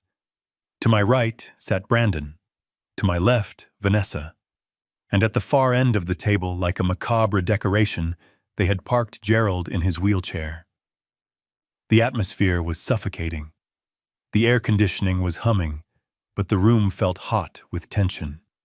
The only sound was the clinking of silverware against fine china. The maid served the soup. It was lobster bisque. It was rich and creamy, and it was Brandon's favorite from when he was a child. I had ordered it specifically. I watched him. He did not even notice. He spooned the soup into his mouth mechanically, his eyes darting to his phone every 30 seconds. Vanessa was not eating at all. She was staring at me. Her fingers were tapping against the stem of her wine glass, creating a sharp, irritating rhythm that echoed in the silence. Tick, tick, tick.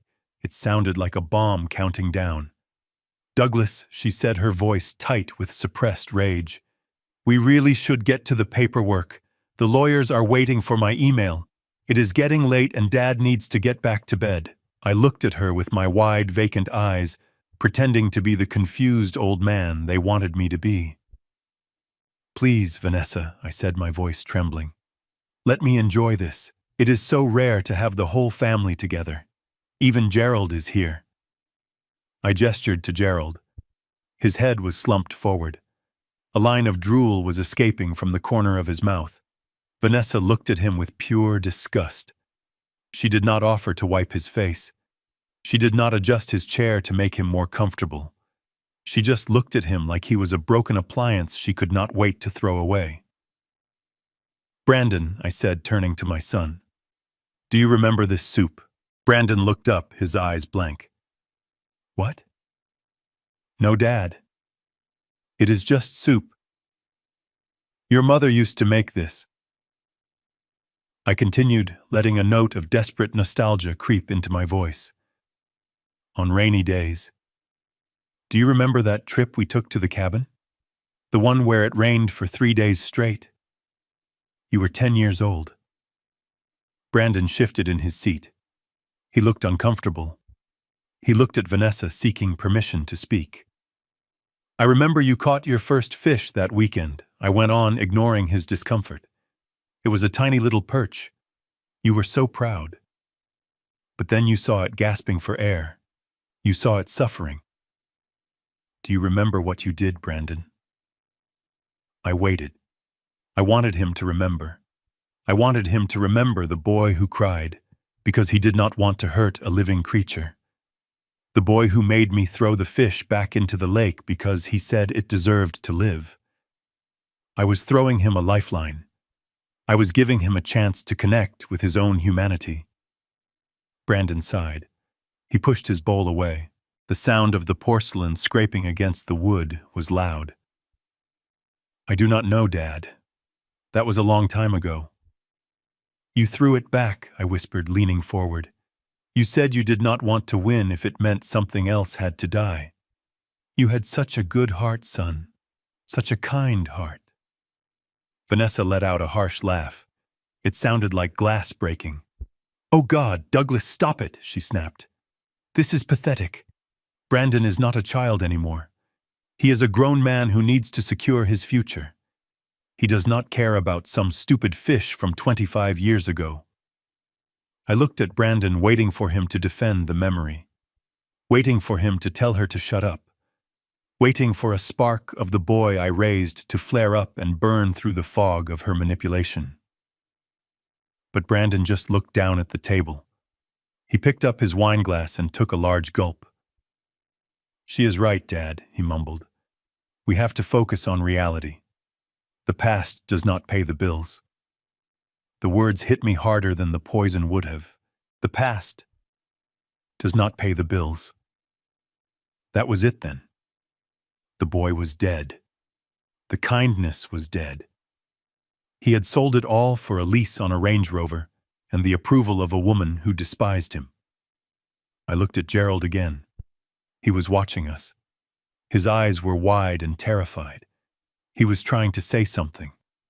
His lips moved slightly. I knew what he was trying to say. He was trying to warn me. Even the man who helped scam me had more conscience left than my own son. Vanessa stood up. She threw her napkin onto the table. It landed in her bowl of untouched soup, slowly soaking up the red liquid like blood. "I am done waiting," she announced. "Douglas, you have eaten. You have told your little stories. Now it is time to sign." She walked around the table and grabbed the handles of Gerald's wheelchair. She spun him around roughly, his head snapping back against the rest. "Come on," she barked at Brandon. "Bring him into the library." Brandon stood up. He did not look at me. "Come on, Dad," he said, his voice flat. "Let us just get this over with." I sat there for a moment longer. I looked at the empty chair where my wife used to sit. I had given him a chance. I had served up his childhood on a silver platter, hoping he would taste the innocence he had lost. But he had rejected it. Slowly, I pushed my chair back. I stood up. I let my shoulders slump again. I let the tremor return to my hands. "Okay," I whispered. "Okay. I am coming." I followed them out of the dining room. I walked behind my son, who was following his wife like a well-trained dog. They thought they were leading a sheep to the slaughter. They thought I was walking into that library to sign away my life. They did not know that I had already finished my mourning at the dinner table. I had mourned the death of my son. The man walking in front of me was a stranger, and I owe strangers nothing. As we crossed the threshold into the library, the air felt colder. Vanessa was already at the desk, laying out the papers. The pen was waiting. The trap was set. But they had forgotten to check who the trap was actually for. "Sit here, Douglas," Vanessa commanded, pointing to my leather chair. I sat. I looked at the papers. I looked at my son one last time. "Are you happy, Brandon?" I asked softly. "Will this make you happy?" Brandon looked at the papers, then at Vanessa. "It is necessary, Dad," he said. "Happiness has nothing to do with it." You are right, I thought. Happiness has nothing to do with what comes next. This is justice. And justice is a dish best served cold, just like the soup you didn't eat. The Mont Blanc pen felt like a lead weight in my hand. It was cold against my skin, just like the air in the room. I held it just above the paper, letting the tip hover over the signature line. My hand was trembling. Not because I was weak, but because I was holding back the urge to snap the pen in half and drive it into the desk.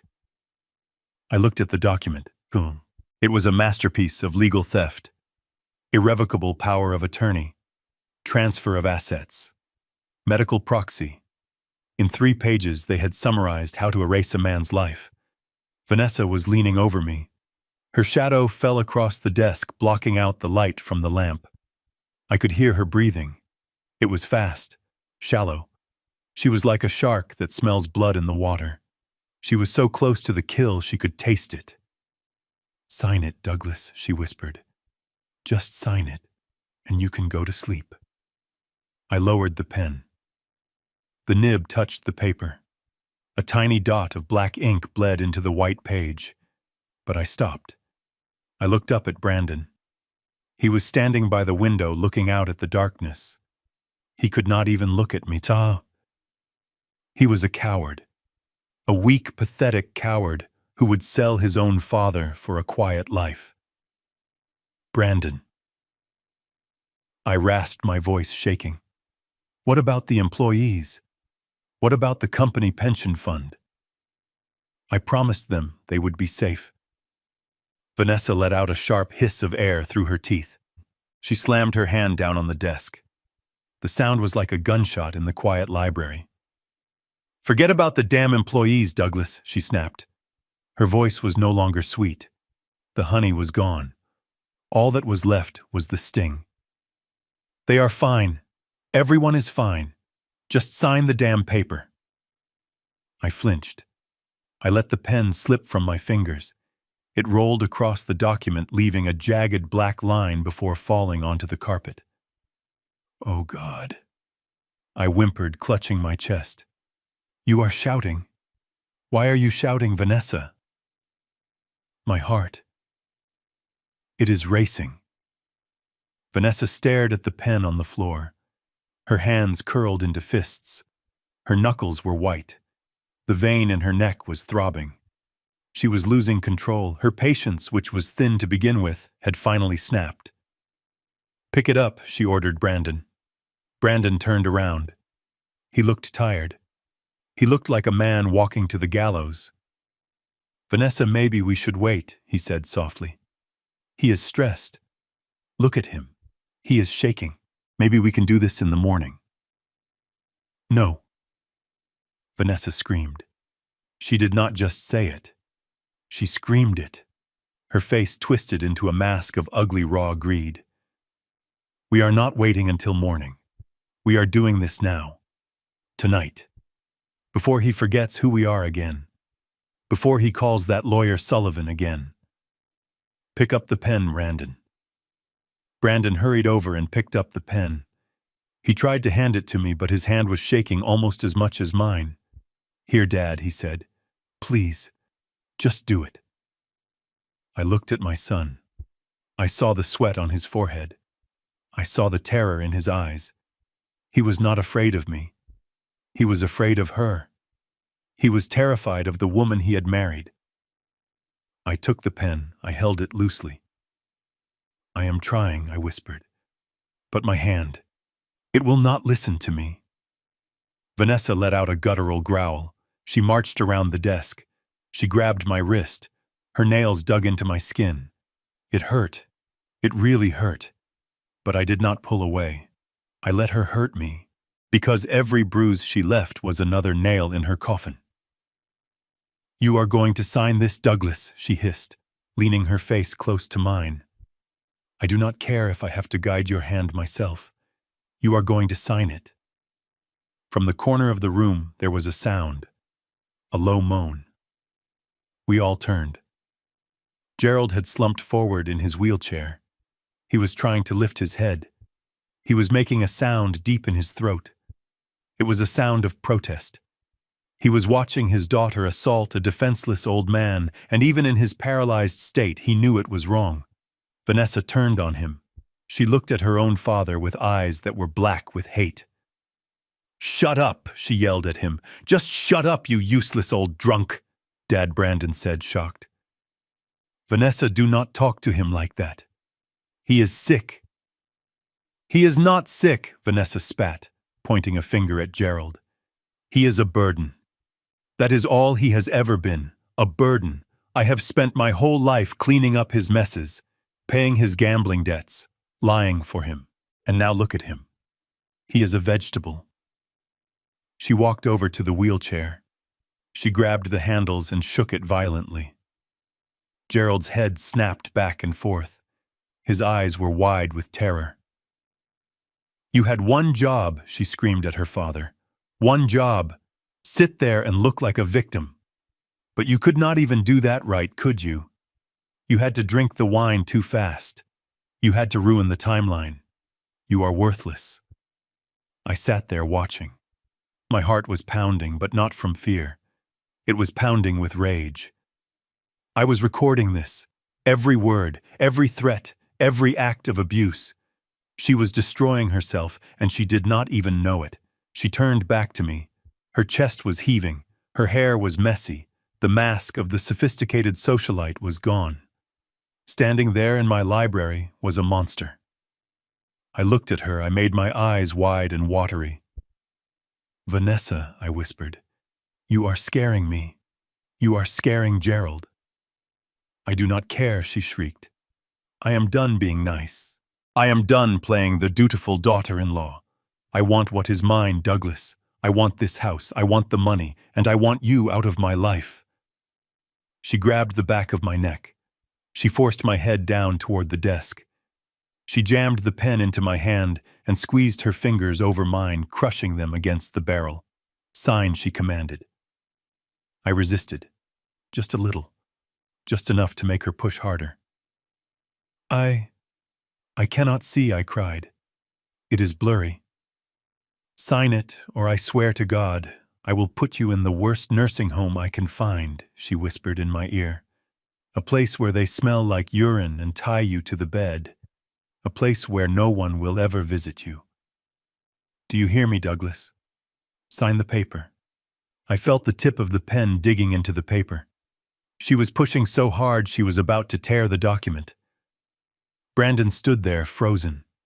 He was watching his wife physically assault his father, and he did nothing. He just watched. That was the final straw. That was the moment I knew there was no redemption for him. He was not a victim. He was an accomplice. I stopped resisting. I let my hand go limp under hers. Okay, I whispered. Okay, Vanessa. You win. She let out a breath. She relaxed her grip slightly, but she did not let go. She kept her hand over mine, guiding me to the line. That is it, she said, her voice dropping to a sinister coo. Just your name. Douglas King. That is all I need. I felt the pen move. The first curve of the D. The room was so quiet I could hear the scratching of the nib against the paper. I could hear the ticking of the clock. Tick, tick, tick. I looked at the signature. It was shaky. It was messy. It looked exactly like the signature of a terrified, senile old man. Good, Vanessa breathed. Keep going. I finished the first name, Douglas. I lifted the pen. I hesitated before the last name. Vanessa squeezed my hand again. Her nails cut into my skin. Finish it, she hissed. I looked at the paper. I looked at the word King. King. It was my name. It was my legacy. It was the name on the building Os town. It was the name on the checks that paid for her clothes, her car, her life, and she wanted to steal it. I took a deep breath. I felt the change happen inside me. The tremor in my hand stopped. The weakness in my spine vanished. The fog in my brain cleared instantly. I gripped the pen, not with her help, but on my own. I gripped it so hard the metal bit into my palm. Vanessa felt the change. She felt the resistance. She tried to push my hand, but it would not move. It was like pushing against a stone wall. She looked down. She saw my hand holding the pen steady, rock steady. She looked up at my face, and she saw it. She saw the eyes of the man who had built an empire from nothing. The eyes of the man who had fired 1,000 people. The eyes of the man who had buried his wife and raised a son alone. She saw Douglas King, and Douglas King was not smiling. "What are you doing?" she whispered. "Why did you stop?" I slowly pulled my hand away from hers. She was too shocked to stop me. I sat back in my chair. I twirled the pen in my fingers. A smooth, confident motion. I looked at the signature on the paper. Douglas. "It is incomplete," I said. My voice was no longer a rasp. It was deep. It was resonant. It filled the room. Vanessa took a step back. She looked confused. She looked terrified. What she stammered. "I said it is incomplete," I repeated, looking her dead in the eye. "You forgot the date, Vanessa. And you forgot the witness." "Witness?" she asked, her voice trembling. "Brandon is the witness." "No," I said, standing up. I stood up to my full height. I buttoned my jacket. I adjusted my cuffs. I looked at Brandon, who was staring at me with his mouth open. I looked at Gerald, who had stopped moaning and was watching me with a glimmer of hope in his eyes. And then I looked at the bookshelf, specifically at the third shelf from the top. "No," I said again. "Brandon is not the witness." I pointed at the bookshelf. "They are. You asked who the witnesses were, Vanessa. You asked why I needed a hidden camera in my own library. You thought you were walking into a nursing home, but you walked into a courtroom, and I am the judge, the jury, and the executioner. I reached into my pocket and pulled out a small black remote control. I did not look at the buttons. I did not need to. I knew exactly which button would end your life as you know it. I pointed the remote at the large flat-screen television mounted above the fireplace. The screen was dark, a black mirror, reflecting the terrified faces of my son and his wife. I pressed play. The screen flickered to life. The image was grainy at first, black and white night vision, but the audio was crystal clear. It was footage from a hospital room. Specifically, the private room where Gerald had been lying in a coma just 24 hours ago. Vanessa gasped. She took a step back, her hand flying to her mouth. She recognized the room. She recognized the coat she was wearing in the video. In the video, the Vanessa on the screen was leaning over the hospital bed. She was not crying. She was not holding Gerald's hand. She was slapping his cheek lightly, not to wake him up, but to mock him. "Wake up, old man," the digital Vanessa hissed. Her voice filled the silent library, amplified by the surround sound speakers. It was shrill and cruel. "You really messed this up, Gerald. You were supposed to sip it. Sip it, not chug it like a desperate alcoholic. Now look at you. You are practically brain dead." In the library, the real Vanessa began to shake. "Turn it off!" she screamed, lunging toward the desk. "Turn it off, Douglas. That is private. That is illegal." I did not move. I did not have to. Brandon stepped in her way. "Move, Brandon!" she yelled, pushing his chest. "No," Brandon said. His voice was quiet but firm. He was staring at the screen, mesmerized by the monster wearing his wife's face. "I want to see this." On the screen, Vanessa continued her monologue to the unconscious man. "But maybe this is better," she said, smoothing Gerald's hair back. "If you die, I get the sympathy vote, the grieving daughter, and Douglas gets the murder charge. It is almost poetic." Then she leaned in close to Gerald's ear, and what she said next made the air in the library turn to ice. "Do not worry, baby. I will miss you. I will miss the way you look at me. I will miss our nights in the city. But let us be honest. You were getting too old for me anyway." Brandon froze. He turned his head slowly to look at the real Vanessa. "Baby," he whispered. "Why did you call your father baby?" Vanessa's face was white. Ghost white. She opened her mouth, but no words came out. On the screen, the confession continued. "I should have left you in Vegas," Vanessa said to the man in the bed. "When I found you at that blackjack table, you were broke and owing money to the mob. I paid your debts. I bought you new teeth. I bought you those suits. I created Gerald Vance, the loving father." The digital Vanessa laughed. It was a cold, dark sound. "We had a good run, didn't we? Who would have thought a washed-up gambler and his 25-year-old girlfriend could fool a billionaire family? We played the long con, Gerald, and we almost won. But I cannot share the 50 million with a vegetable. So do me a favor. Just let go. Die. And let me be rich and single." The video cut to black. The silence that followed was heavy. It was the silence of a world ending. I placed the remote control gently on the desk. I looked at my son. Brandon was standing perfectly still. He looked like he had been hit by a truck. His eyes were wide, unblinking, staring at the black screen. He was trying to process the words he had just heard. Girlfriend. Vegas. Con. He turned slowly to look at the man in the wheelchair. He looked at Gerald, the man he had called Dad for 5 years, the man he had invited to Thanksgiving dinners, the man he had bought gifts for. And then he looked at Vanessa, the woman he slept next to every night. "He is not your father," Brandon whispered. His voice sounded like it was coming from underwater. Vanessa was shaking her head frantically. Tears were streaming down her face now, but they were tears of terror, not sorrow. "Brandon, listen to me," she stammered, reaching out for him.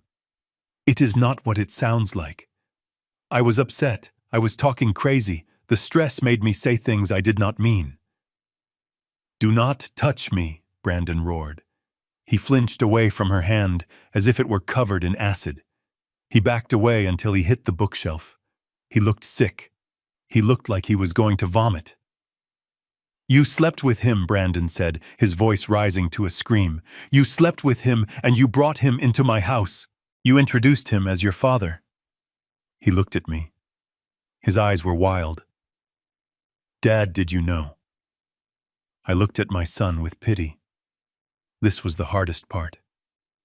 Breaking his heart to save his life. "I suspected, son," I said softly. "The private investigator found the marriage license in Nevada. It was annulled 3 months later, but the trail was there. Gerald is not her father. He is her ex-husband and her current lover." Brandon made a sound that was half sob, half laugh. He slid down the bookshelf until he was sitting on the floor. He put his head in his hands. "Oh my God," he moaned, rocking back and forth. "Oh my God. I paid for his heart surgery. I paid for his apartment. I called him Dad." Vanessa saw that she was losing him. She saw the $50 million slipping away. The panic took over. She turned on me, her eyes blazing with hatred. "You ruined everything," she screamed. "You spiteful old man. You think this changes anything. You still signed the papers.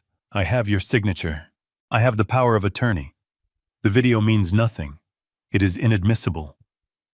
I will say it was a deep fake. I will say you doctored it."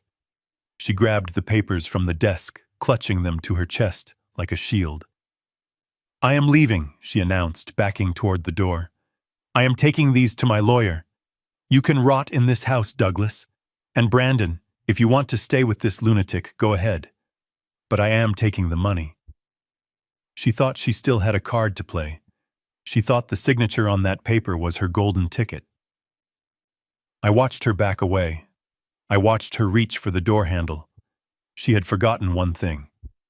I picked up the pen from the desk. I held it up. "Vanessa," I called out. She stopped. She turned around, her hand on the doorknob. What she spat. "I told you the signature was incomplete," I said calmly.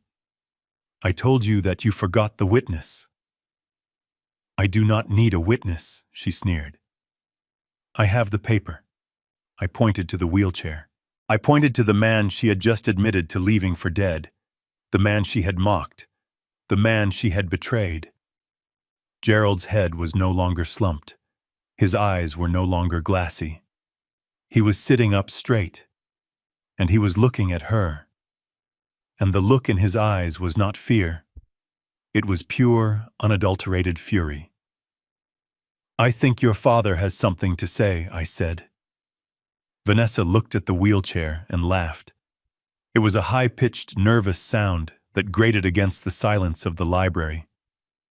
"He is brain-dead, Douglas," she scoffed, waving her hand dismissively at Gerald. "He cannot witness anything. He does not even know his own name. He is a vegetable because of you." She turned back to the door, clutching the papers to her chest. "Nice try, old man. But I am leaving. And tomorrow my lawyers will—" She stopped. Behind her there was a sound. It was the sound of leather creaking, the sound of weight shifting. Vanessa turned around slowly. Her eyes widened. Gerald was gripping the armrests of the wheelchair. His knuckles were white. His arms were shaking, but he was pushing himself up. "Sit down, Daddy," Vanessa hissed, taking a step toward him. "Sit down right now." Gerald did not sit down. He pushed harder. His legs, which she claimed were useless, found purchase on the rug. He stood up. He swayed slightly, but he stood tall. He looked at Vanessa. The fear in his eyes was gone.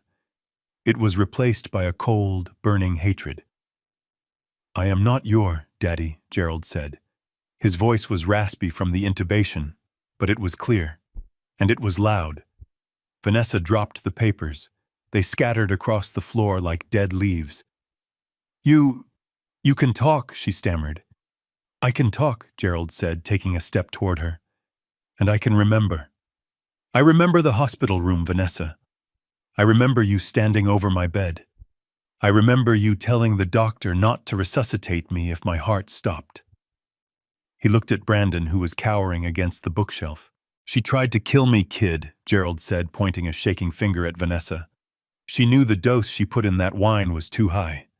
She knew Douglas might survive it because he is big, but she knew it would stop my heart. She used me as a guinea pig.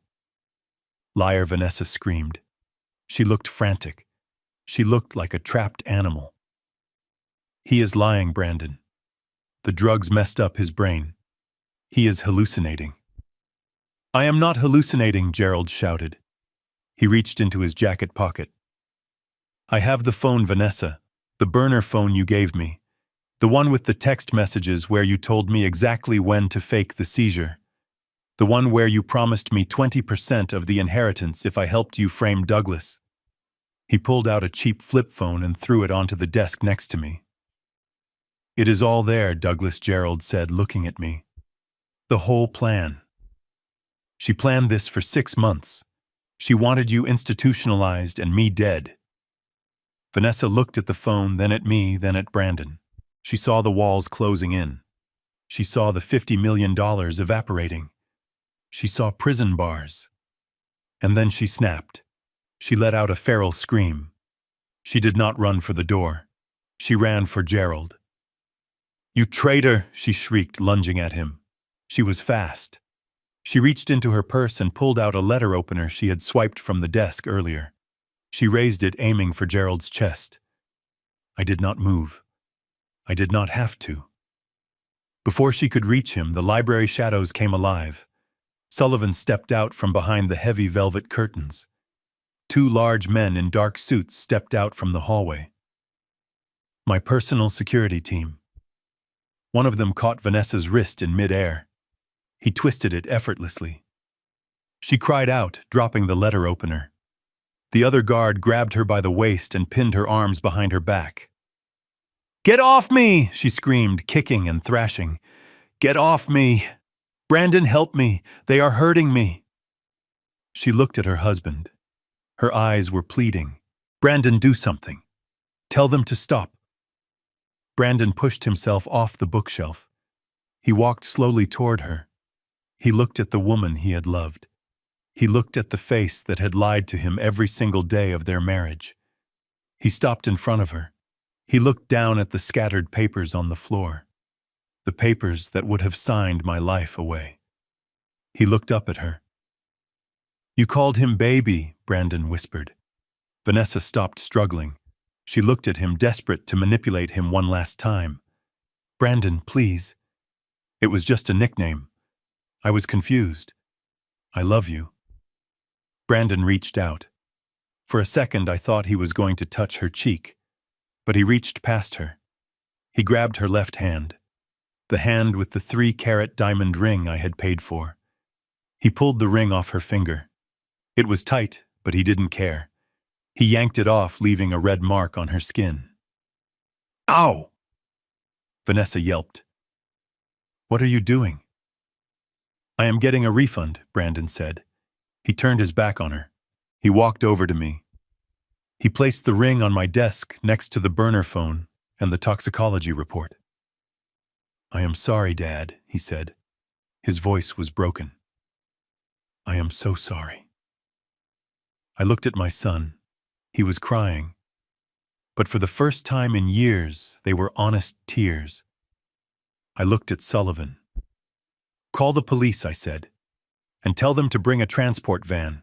We have 2 guests who will be checking out permanently. No, Gerald yelled. Wait, Douglas. I helped you. I gave you the evidence. You said if I testified, you would help me. I looked at Gerald, the man who had tried to scam me, the man who had slept with my daughter-in-law.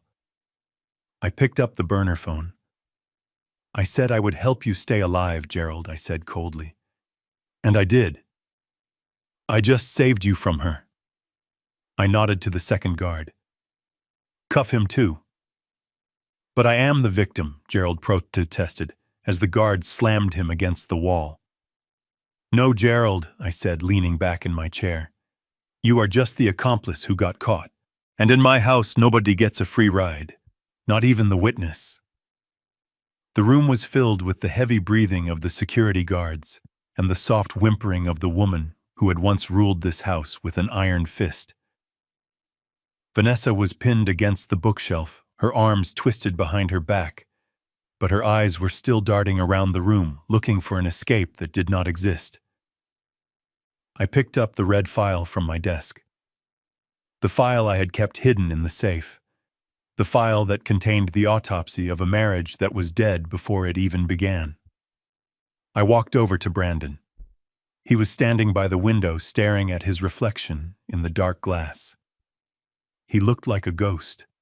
He looked like a man who had woken up in a burning house only to realize he was the one who lit the match. Read it, Brandon, I said, holding out the file. He shook his head slowly. I do not want to know, he whispered. You need to know, I said, my voice hard. You need to know exactly who you brought into our lives. You need to know that her name is not Vanessa. It is Sarah.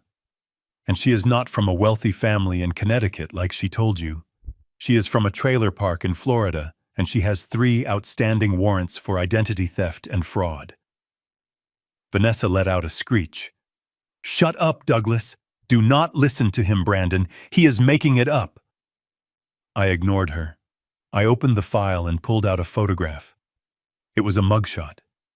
It was 5 years old, but the eyes were the same.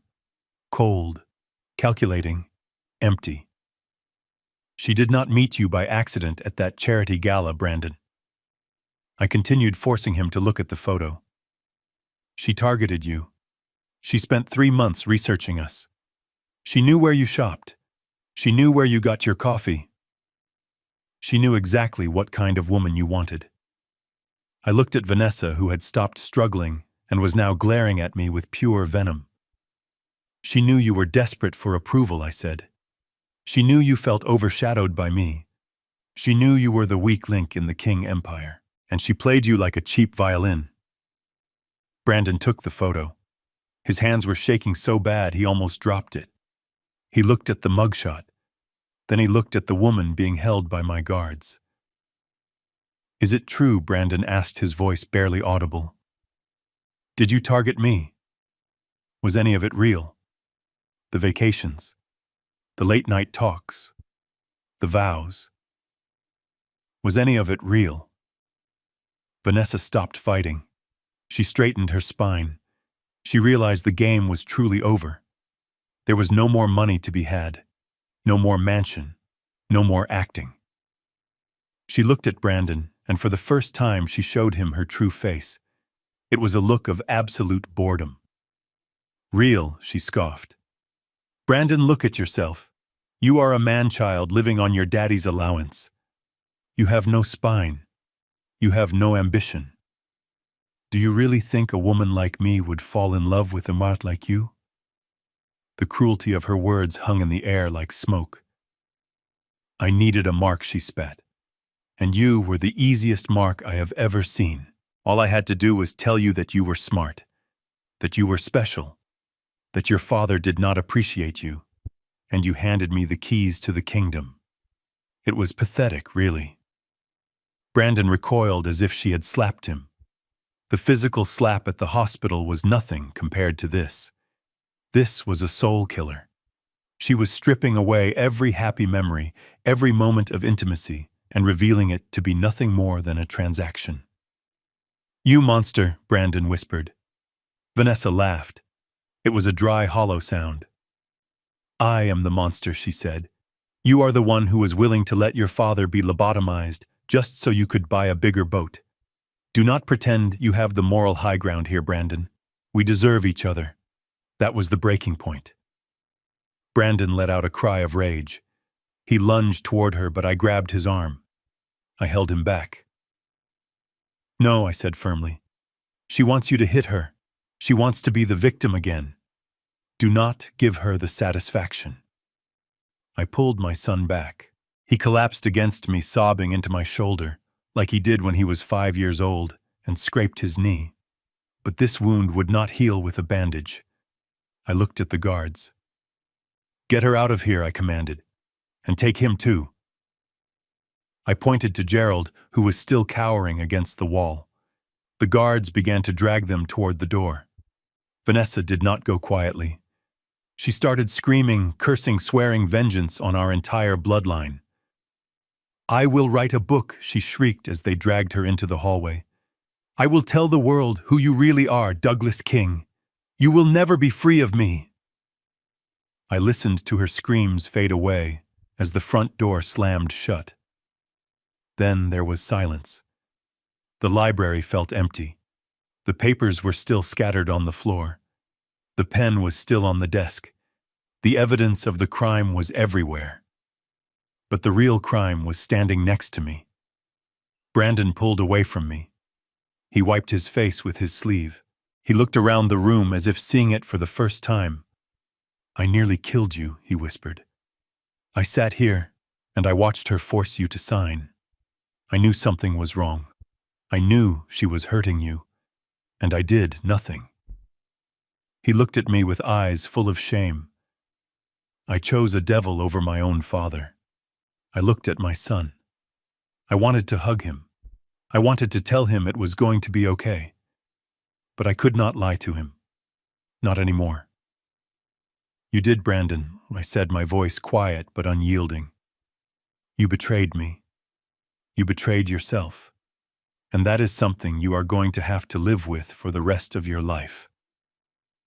I walked over to the desk and picked up the ring he had pulled off Vanessa's finger. I held it up to the light. It was fake. Just like her. Just like their marriage. Just like his loyalty. Go upstairs, Brandon, I said. Pack your things. He looked at me confused.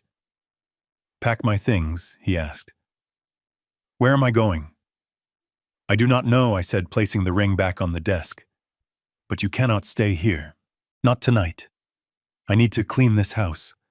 I need to fumigate it. And right now everything in it reminds me of the betrayal. Dad, please, Brandon begged. I have nowhere to go. She took everything. The accounts are frozen. You have your freedom, I said, turning my back on him. And that is more than you deserve. I heard him leave. I heard his heavy footsteps walking away. I heard the front door open and close one last time. I was alone. I sat down in my leather chair. I picked up the toxicology report. I looked at the chemical formula for the poison that was meant to steal my mind. I had won. I had saved my fortune. I had exposed the predators. But as I sat there in the silence of my empty victory, I realized that Vanessa was right about one thing. She had taken something from me that I could never get back. She had taken my son. The boy I raised was gone, and the man who walked out that door was a stranger I no longer recognized. I reached for the phone to call Sullivan. It was time to rewrite the will. It was time to start over. Because in the end, the only person you can truly trust is the one looking back at you in the mirror. The flashing blue lights of the police cruisers cut through the darkness of the driveway, illuminating the library in chaotic bursts of color. The silence of my estate was shattered by the crackle of police radios and the heavy boots of officers swarming the hallway. Sullivan had made the call efficiently, and within minutes the private security guards were handing over their prisoners to the authorities. I stood by the fireplace watching the scene unfold with the detached calmness of a man watching a storm on a television screen. Vanessa was no longer the poised socialite. She was a wild animal caught in a trap. Her expensive trench coat was torn at the shoulder from her struggle. Her hair was a bird's nest of tangles. As the officer tightened the handcuffs around her wrists, she let out a scream that was not human. It was the sound of pure, unadulterated rage. "You will pay for this, Douglas," she shrieked as they marched her toward the door. "You think you have won, but you have not. I will sue you from my jail cell. I will tell them you planted the drugs. I will tell them you forced me." I did not say a word. I just watched. I watched as the officer read her rights. "You have the right to remain silent." It was ironic because silence was the one thing Vanessa was incapable of. She kept screaming, cursing my name, cursing Brandon, cursing the father she had tried to murder. Behind her, Gerald was being wheeled out. He was not screaming. He was weeping. He looked small and pathetic in the handcuffs, his head hanging low. He looked at me one last time as they pushed him past the library threshold. "I am sorry, Douglas," he mumbled. "I really am." I looked away. Sorry does not fix a shattered family. Sorry does not undo the poison. When the front door finally slammed shut, taking the noise and the chaos with it, a heavy silence descended on the library. The air felt thinner, lighter. I turned my attention to the only person left in the room. Brandon was kneeling on the rug. He had collapsed there when the police arrived, and he had not moved since. He was staring at the spot on the floor where Vanessa had stood. His hands were resting on his knees, and his shoulders were shaking. He looked like a man who had been hollowed out from the inside. The library, which had been the site of my greatest business triumphs and my happiest family memories, now felt like a mausoleum. And my son was the chief mourner at his own funeral. Dad, Brandon whispered. His voice was cracked and dry. I walked over to the desk and began to gather the papers. The unsigned power of attorney, the transfer deeds, the toxicology report. I aligned them into a neat stack. I needed order. I needed to clean up the mess. "Dad, please look at me," Brandon begged. I stopped. I placed my hands on the desk and leaned forward. I looked at him. I looked at the top of his head, where his hair was thinning, just like mine used to. I looked at the expensive Italian shoes I had bought him for his birthday. I looked at the son I had raised to be a prince who had chosen to become a jester. "Get up, Brandon," I said. My voice was devoid of anger. It was devoid of warmth. It was just a fact. Brandon looked up. His face was wet with tears. His eyes were red and swollen. "I did not know she was going to kill him, Dad," he sobbed. "I swear to God. I thought she just wanted the money. I thought she just wanted to secure our future. I never wanted anyone to die." "You thought she just wanted to steal $50 million from your father," I asked calmly. "And you were okay with that? You were okay with theft? You were okay with fraud? You were okay with declaring me mentally incompetent so you could buy a bigger house?" Brandon flinched as if I had struck him. "She manipulated me," he cried. "She twisted everything. She told me you hated me. She told me you were going to cut me off." I was scared, Dad. I was scared of losing her. "You should have been scared of losing yourself," I replied. Brandon shuffled forward on his knees. He reached out to grab my hand, but I took a step back. I put the heavy oak desk between us, a barrier that could not be crossed. "I can change, Dad." Brandon pleaded. "I will testify against her. I will tell the police everything. We can start over. I will work at the company. I will start at the bottom. I will do anything. Just please do not turn your back on me. You are all I have left." I looked at him, and I felt a pang of pity. But pity is dangerous. Pity is what made me hide Vanessa's past 5 years ago. Pity is what made me keep filling his bank account.